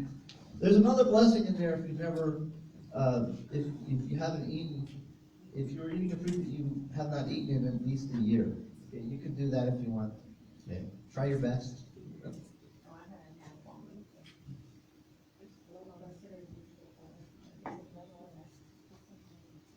Very good. Haven't had pomegranate in a while. Okay, you ready for your second cup? Yes.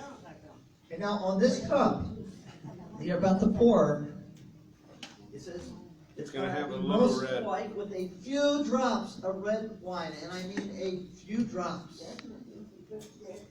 Yes, that's good.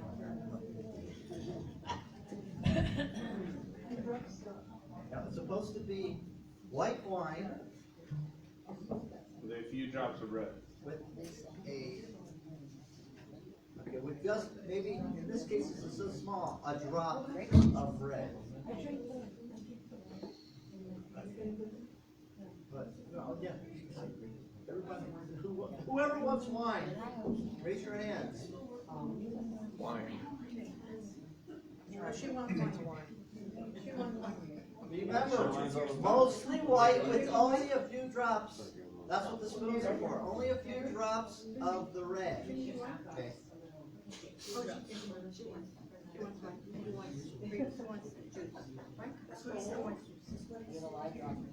Yeah. Hardcore.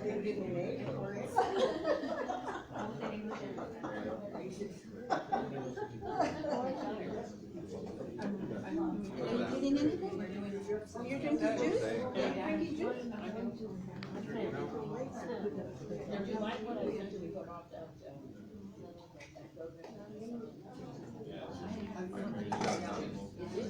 You got one, don't you?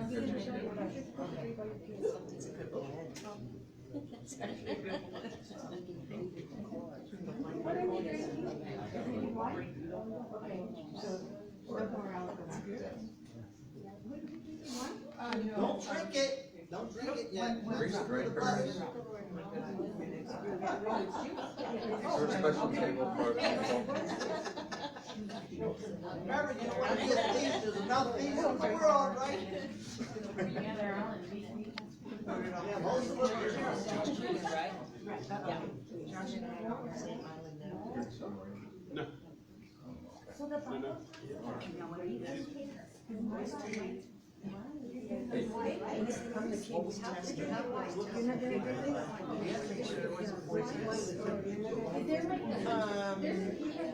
Josh, you drank your wine? Yeah. Yes.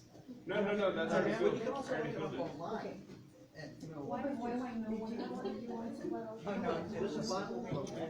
If you look it up in the Bible program, highlight over. Delicious. You gotta have like, I think there's a We book need the on items. resource. I'll tell you. But there's another one in the Bible today. Wine? What kind of tree are you? We need one. Robert gonna tell us he's gonna buy it. I think that was the first thing. Okay, Barry just gave this to me. How much cherry blossom? From Alexander. Yes. Oh, it is. First Samuel 25. Yeah, I just, cause that's in, I just finished first Samuel. Oh, I did, And it's, and those, and that So I need one to- says, and that one, and that one says, raisins, Verse 18. Abigail acted quickly, she took 200 loaves of bread, 2 cans of wine, 5 bread, sheep, 5 seirs of roasted grain, 100 cakes of raisins, and 200 cakes of pressed figs, and loaded them on donkeys. oh, okay, so Don't drop.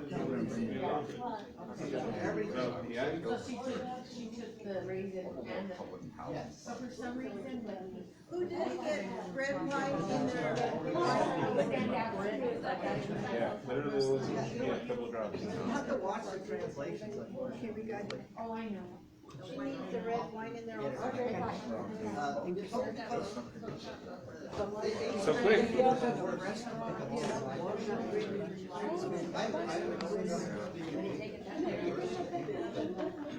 But it's the worst one. Excuse me. Spanish was more correct.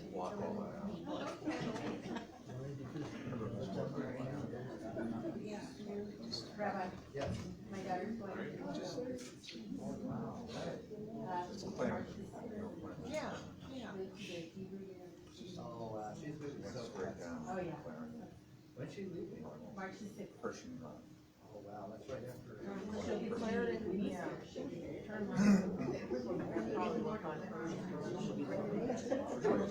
Actually, Tessa, It's in April. We're just, actually, Tessa was supposed to have a lunch.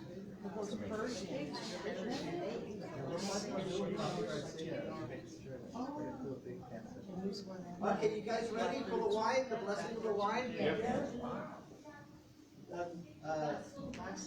Okay, let's all raise a cup, the right hand. Baruch atah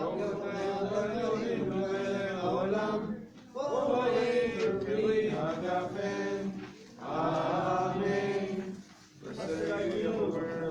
King of the universe, creator of the fruit and the fruit. You may drink.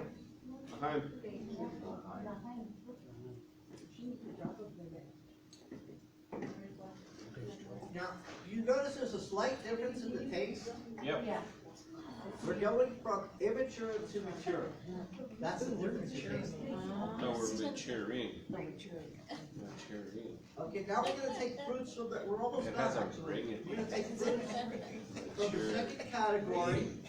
These fruits are edible on the outside, but have inedible pits. So try to have olives, dates. We don't have peaches or plum. We do have apricots, and nectarines.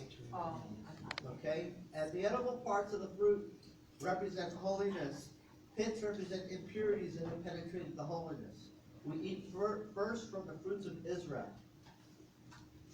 Okay, so please do not eat it before we say the blessing.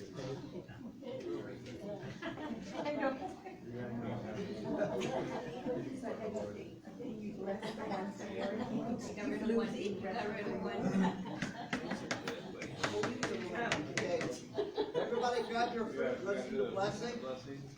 Baruch atah Eloheinu melech haolam, borei peri haaretz. Amen. Blessed are you, Jehovah, King of the universe, who ate the fruit of the tree you made. Careful of the pit. This is the nectarine, right? That's the color of the wine. Corona from. You want nectarine? As the color of the wine begins to get darker, we can start to see potential turns to reality. The inedible part has now moved from the outside to the inside of the fruit. This is an advancement toward purity. In addition, the inedible part is no longer waste. It is a seed with the potential to grow. So let's all get ready for the third cup.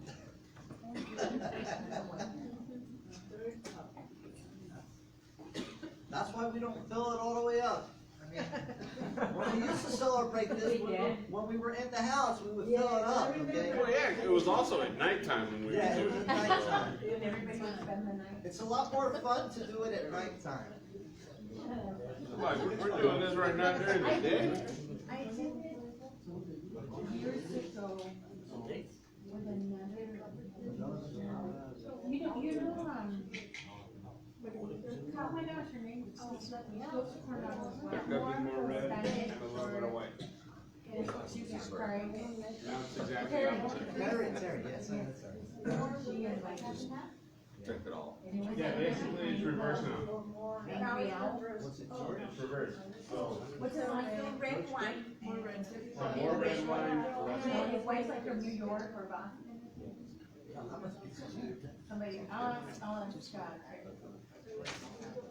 This one is actually not supposed to be all red.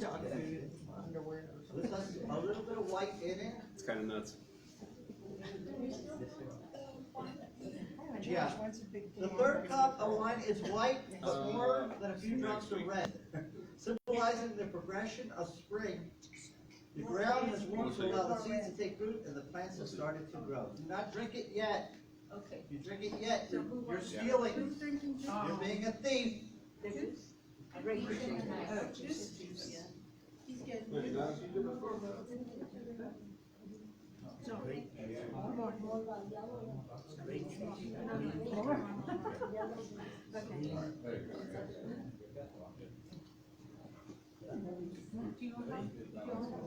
Looks like red wine. Doing a lot of exercise. Okay, who had wine, who had juice over here? Yeah. Okay, you didn't finish your, can you drink that? You have to drink each cup. The wine. Okay. Yeah, but it's just a half of it. Wait, it's real wine. I cut it off. I need to fill it up with glass. This is the last time we will use the white grape juice and the white wine. So if you want to finish it off, make sure everybody has some. One drop? And you're drinking wine or juice? Yeah, she has wine in the air.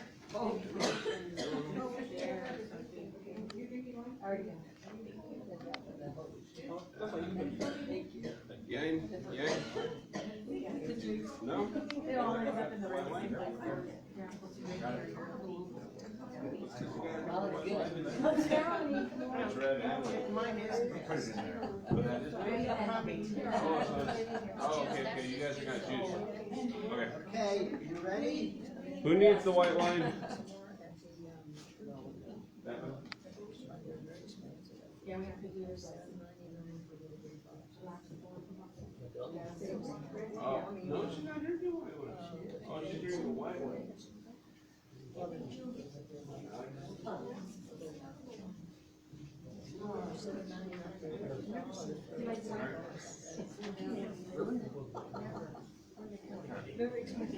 that when they're ready or? In a foxhole. Don't send me pics. M&M's.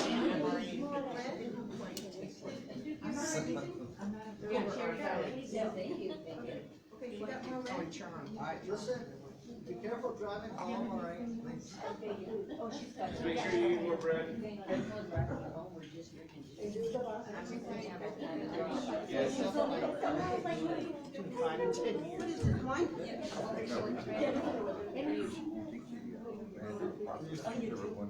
Okay, you ready for the lesson? Lift up your cup.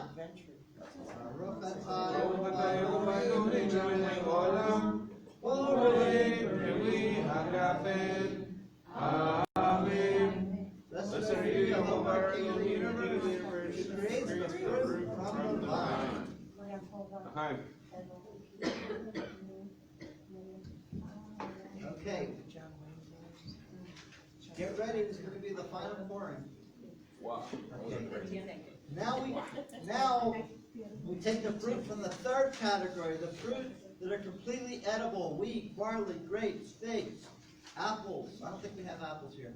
Oh, we do? Okay. Carobs, strawberries, raspberries, blueberries, blackberries, tomatoes, kiwis, and pears.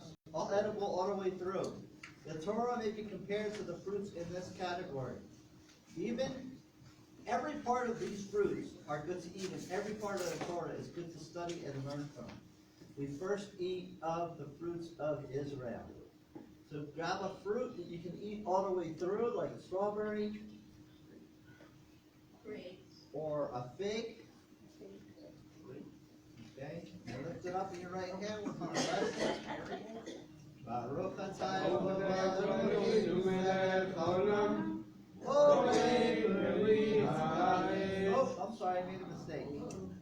Baruch atah Elohim melech haolam. Borei peri haaretz.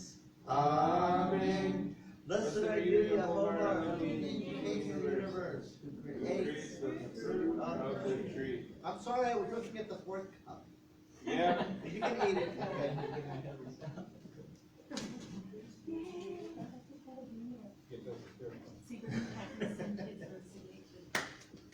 But, you know, it's like we need to be able to see all the way through. You can't have anything hidden inside of us. I know people may have hurt us. You know something? I have been hurt by a lot of people, but you know what I've learned?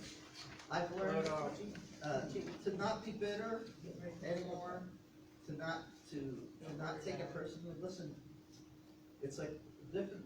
We all have different things. I had a spirit of rejection. Okay, God got rid of that between last year and this year. Okay, we can't. It's like it's not for us to feel rejected anymore. It's like we have to move on. We're doing this for the Lord. Amen. Okay, therefore, it doesn't matter if someone attacks us. They're not really attacking us. They're attacking the one who represents. You need to remember that Yeshua said, even while he was on the cross, forgive them. They know not what they do. And if he could forgive them when they were torturing him on a cross, how much more should we forgive those people who wronged us? Especially even those who might be our own family. They can do a lot of wounding. Absolutely. Okay? Our worst enemies are those of our own households, Yeshua said. So, but we can't hide ourselves from being, from people because of what they've done to us. We have to love them Why did he say love your enemies? If that was gonna be easy, why wouldn't he say it, you know? He said, love your enemies. It's hard to do it. It's hard to do that when people are treating you really bad. Okay? The goal is to become a fruit that you can eat all the way through. Okay, from the outside to the inside. And anyhow, so let's get to our final cup, which is all red wine, symbolizing the arrival of summer or red grapes. The trees are full bloom and filled with fruit. I'm not looking forward to the heat of the summer, but that's okay. We're thinking about summer. Yes. Okay, now, this is our last cup, so please do not overdo it. For those who have wine, because we're going to be driving shortly, and you don't want to be driving in like slants and crooked and things like that. Because everybody's going to blame me, okay? And they said, well, Robin went on 3 5 and I got to the last cup. So before Because we it's go, not a lot of make sure wine. you have lots of fruit. You know, give yourself some food. This is very good Israeli salad. I helped Christina make. Very good. This is Israeli salad. It's got cucumber, tomato, onion, olive oil, and then Olive oil from Israel. yeah. Oh, wow.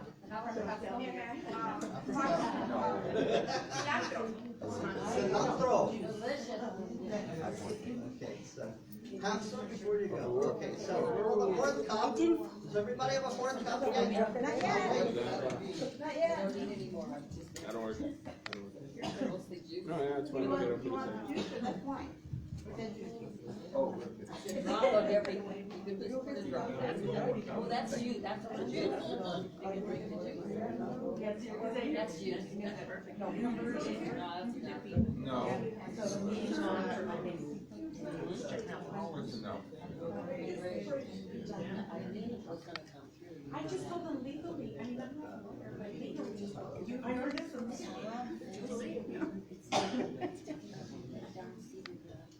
Okay, all ready? Yeah, no. Oh, I'm gonna have to eat some of that. I love Israeli salad.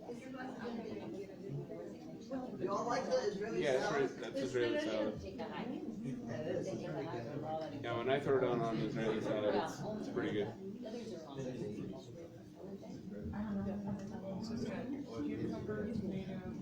Yeah, it's easy. Okay. It's I cucumber, haven't used the tomato, and mic, but onion. here we go.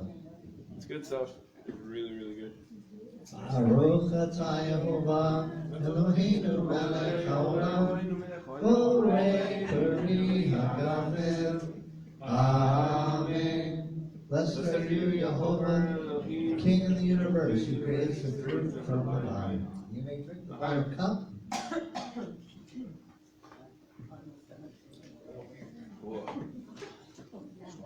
You see how different it is from that white wine? It's much stronger. It's the strength of summer. Okay. We now turn to our last question. On other days, we learn about Yeshua and ourselves through the Torah and other appointed times. Why on this day do we learn about Yeshua and ourselves from the trees? One of the titles for Yeshua our Messiah before he came was called the branch. When he went to the cross, he carried it a part of the way, remember? He was then pinned to the tree, which the scriptures say is a curse. He became a curse for us and took our sins away. And so I'm going to have a different reader for each scripture here.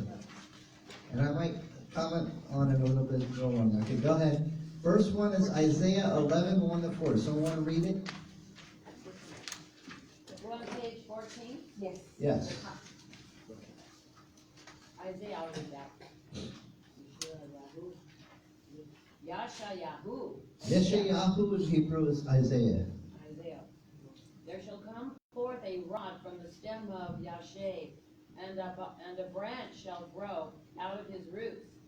The spirit of Jehovah shall rest upon him, the spirit of wisdom and understanding, the spirit of counsel and might, the spirit of knowledge and of the fear of Jehovah. His delight is in the fear of Jehovah, and he shall not judge by the sight of his eyes, nor decide by the hearing of his ears. But with righteousness he shall judge the poor, and decide with equity for the meek of the earth. He shall strike the earth with the rod of his mouth, and with the breath of his lips he shall slay the wicked. So it says a branch shall grow out of his roots. So he's called the branch. Messiah is called the branch. Go ahead, Zechariah 3:8. Hear ye, O Yeshua. Yehoshua. Yes, Yehoshua, excuse me. The high priest, you and your companions who sit before you, for they are a wondrous sign. For behold, I am bringing forth my servant, the branch. That's a prophecy of the coming of Messiah. Someone else want to read Zechariah 6:12?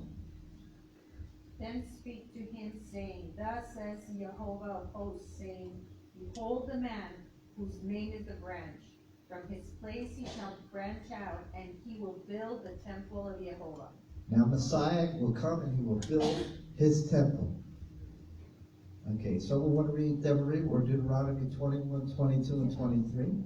If a man has committed a sin deserving of death, and he is put to death, and you hang him on a tree, his body shall not remain overnight on the tree, but you shall surely bury him that day, so that you do not defile the land which Jehovah your Elohim is giving you as an inheritance. For he who has hanged is accursed of Elohim. Galatians 3:13. Messiah has redeemed us from the curse in the Torah, having become a curse for us. For it is written, cursed is everyone who hangs on a tree. Israel were compared to trees, as are the righteous compared to a palm tree, from which we get dates.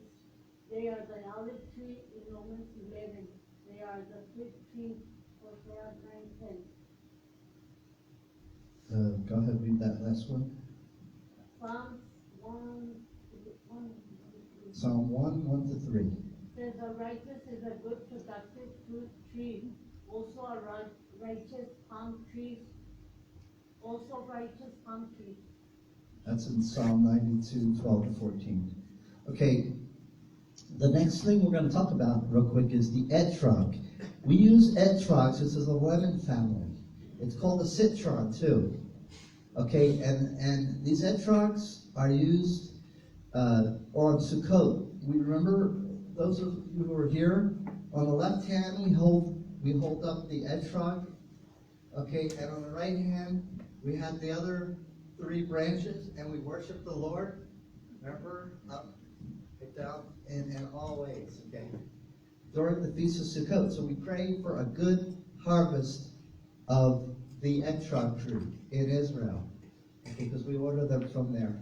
So Abba and Amy Yeshua, Lord, I ask, Lord, that there be a very successful harvest, that the enemy has been trying to light up balloons and burn up the trees of Israel, Lord. And I ask, Lord, that they are exposed and they no longer are allowed to succeed in burning up the enemies of Israel, and the terrorists will fail, and they will not succeed in burning up any of the harvest. And I ask for you to protect specifically the trees of the etrog trees in the name of Yeshua.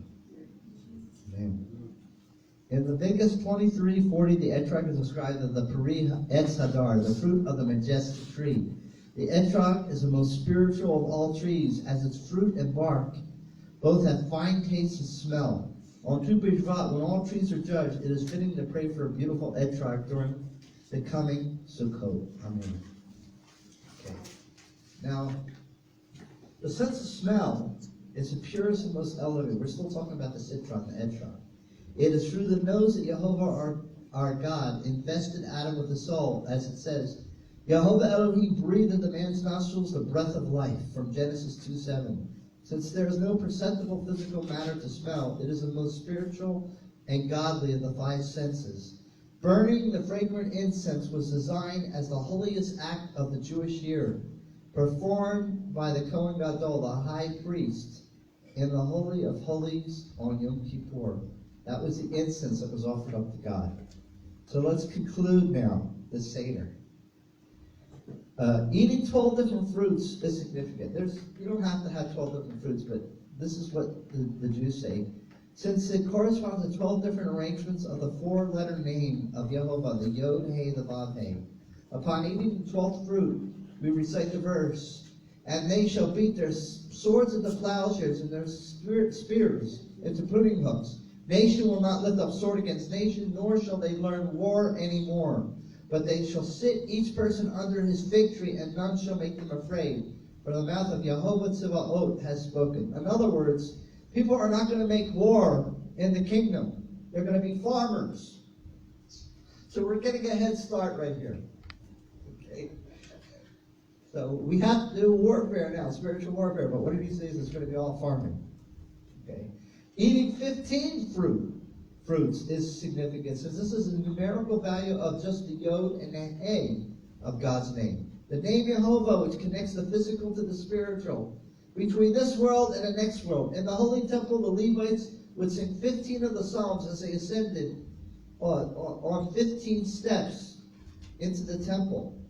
We started with the Seder, with the two BISH'VAT Seder, with the Garden of Eden, and we end with the Garden of Yeshua's resurrection. John 20:11-16. Does someone have a Bible? Open up to John 20:11-16. Why do you think he was found as a gardener? He wasn't just trying to hide himself. As soon as he resurrected, he was tending to the flowers. God is a gardener. Yeshua is a gardener. He started with the garden, and when he was found, he was mistaken for the gardener, although he was taking care of the garden. Yes, go ahead. Whoever has it first. John 20:11-16. But Mary stood without at the sepulchre weeping, and as she wept, she stoops down and looked into the sepulchre, and seeth 2 angels in white sitting, the one at the head and the other at the feet, where the body of Jesus had lain. And they say unto her, Woman, why weepest thou? She saith unto them, Because they have taken away my Lord, and I know not where they have laid him. And when she had thus said, she turned herself back, and saw Jesus standing, and knew not that it was Jesus. Jesus saith unto her, Woman, why weepest thou? Whom seekest thou? She, supposing him to be the gardener, saith unto him, Sir, if thou have borne him hence, tell me where thou hast laid him, and I will take him away. Jesus saith unto her, Mary. She turned herself, and saith unto him, Rabbi, Rabboni, which is to say, Master. Jesus saith unto her, Touch me not, for I am not yet ascended to my Father. Okay, stop right there. She thought Yeshua was a gardener. He was taking care of the garden. He likes plants and flowers. That is what we are to him, and he wishes to enjoy us again in the garden, in the cool of the day. Okay, now here's a prophetic warning, a word of warning for the coming days. The last words that Yeshua said before he died, Yeshua said something very prophetic as he was taking his cross, okay, for the end. And we must heed it. And I have the scriptures here in the notes. Now as they led him away, they laid hold of a certain man, Simon, a Cyrenian, who was coming from a country, and on him they laid the cross, and he might bear it after Yeshua. And a great multitude of the people followed him, and women also mourned and lamented him. But Yeshua, turning to them, said, Daughters of Jerusalem, do not weep for me, but weep for yourselves and for your children. For indeed the days are coming which they will say, Blessed are barren, wombs that never bore, breasts which never nursed. Then they will begin to say to the mountains, Fall on us, and to the hills, cover us. For if they do these things, and he's talking about what they were doing to him, in the green wood, during the time when every life is coming forth, during the time of the springtime, what will be done in the dry, which is the fall, when he comes back, when he brings destruction upon the wicked.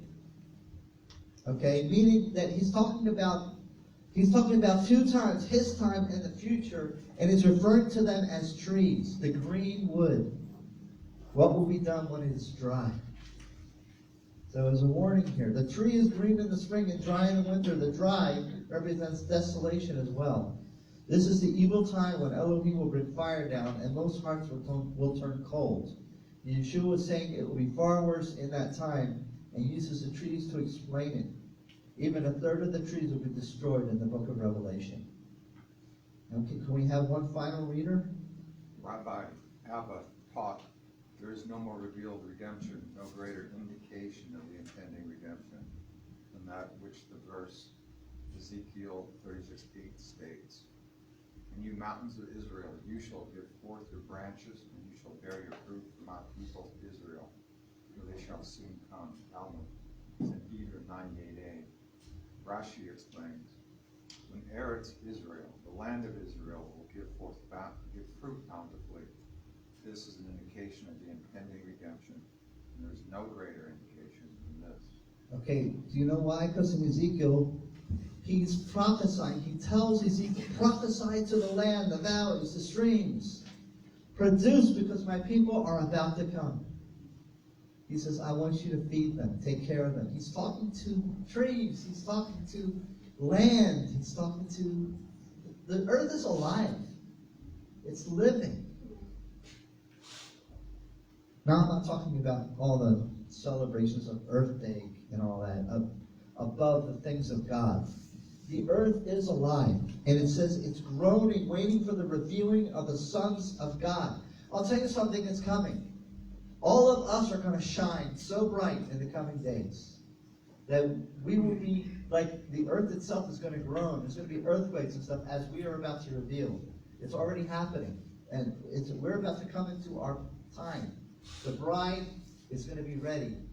The groom is coming, and we are going to be made ready for him. Okay, so we come to the end of the BISH'VAT Seder. We have only touched the surface of the true meaning of this time and the significance of trees and fruit in God's creation. That is the beauty of the Jewish calendar or of God's calendar. Each year we celebrate the same times, yet each year we grow and develop many new insights. The rest of the evening we can do whatever. If you want to sing, if you want to learn the word, if you have any questions. But this is what it says here, all the trees of the field will clap their hands in Isaiah 58:12. L'shana hava'ah b'Yerushalayim. Next year in Jerusalem. Tu BISH'VAT Sameach. Happy belated 15th of Shabbat. You know, so we're coming to Seder. Thank you all, everyone, for helping set all this up. Okay, I don't know. I hope you guys have been changed by this and somewhat, maybe to understand a little bit more about what Yeshua told us he wants for us. He wants us to be trees. He wants us to be thankful and to be a blessing, to eat each other's fruit and for people to eat of our fruit. Okay, you know, to love each other. And he said, you will know them by their fruits. Okay, yeah. Okay, there's plenty, go ahead, eat all you want. There's more fruit in the back and more things to eat because we just didn't have the room to put it all out in the table. So you're more than welcome to go ahead and eat to your heart's content. And there's more fruit over here, and I think somebody sent us a yogurt with fruit and, strawberries. No, that was Mary. Mary, that's Master. Mary. So please eat, and you can go ahead and go in the back, and there's more back there that you can go ahead and serve yourself. Okay? Listen, if you want to keep these, you're welcome to keep them. Okay? You can have these, okay? Take them with you. Okay? I didn't want to steal it.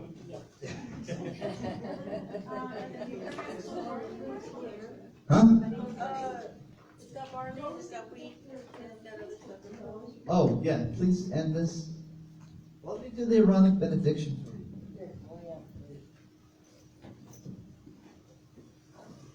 Yevrechecha Yehovah v'yishmarecha. Ya'er Yehovah panav alecha v'yikunecha. Yisai Yehovah panav alecha v'yasem lecha shalom. Yehovah bless you and keep you. Yehovah lift up his face upon you and be gracious to you. Yehovah lift up his countenance upon you and give you peace. In the name of our Sar Shalom, our Prince of Peace, Yeshua HaMashiach, Jesus our Messiah, the soon coming King, Lord, may we bear fruit for righteousness. In the name of Yeshua. Shabbat Shalom.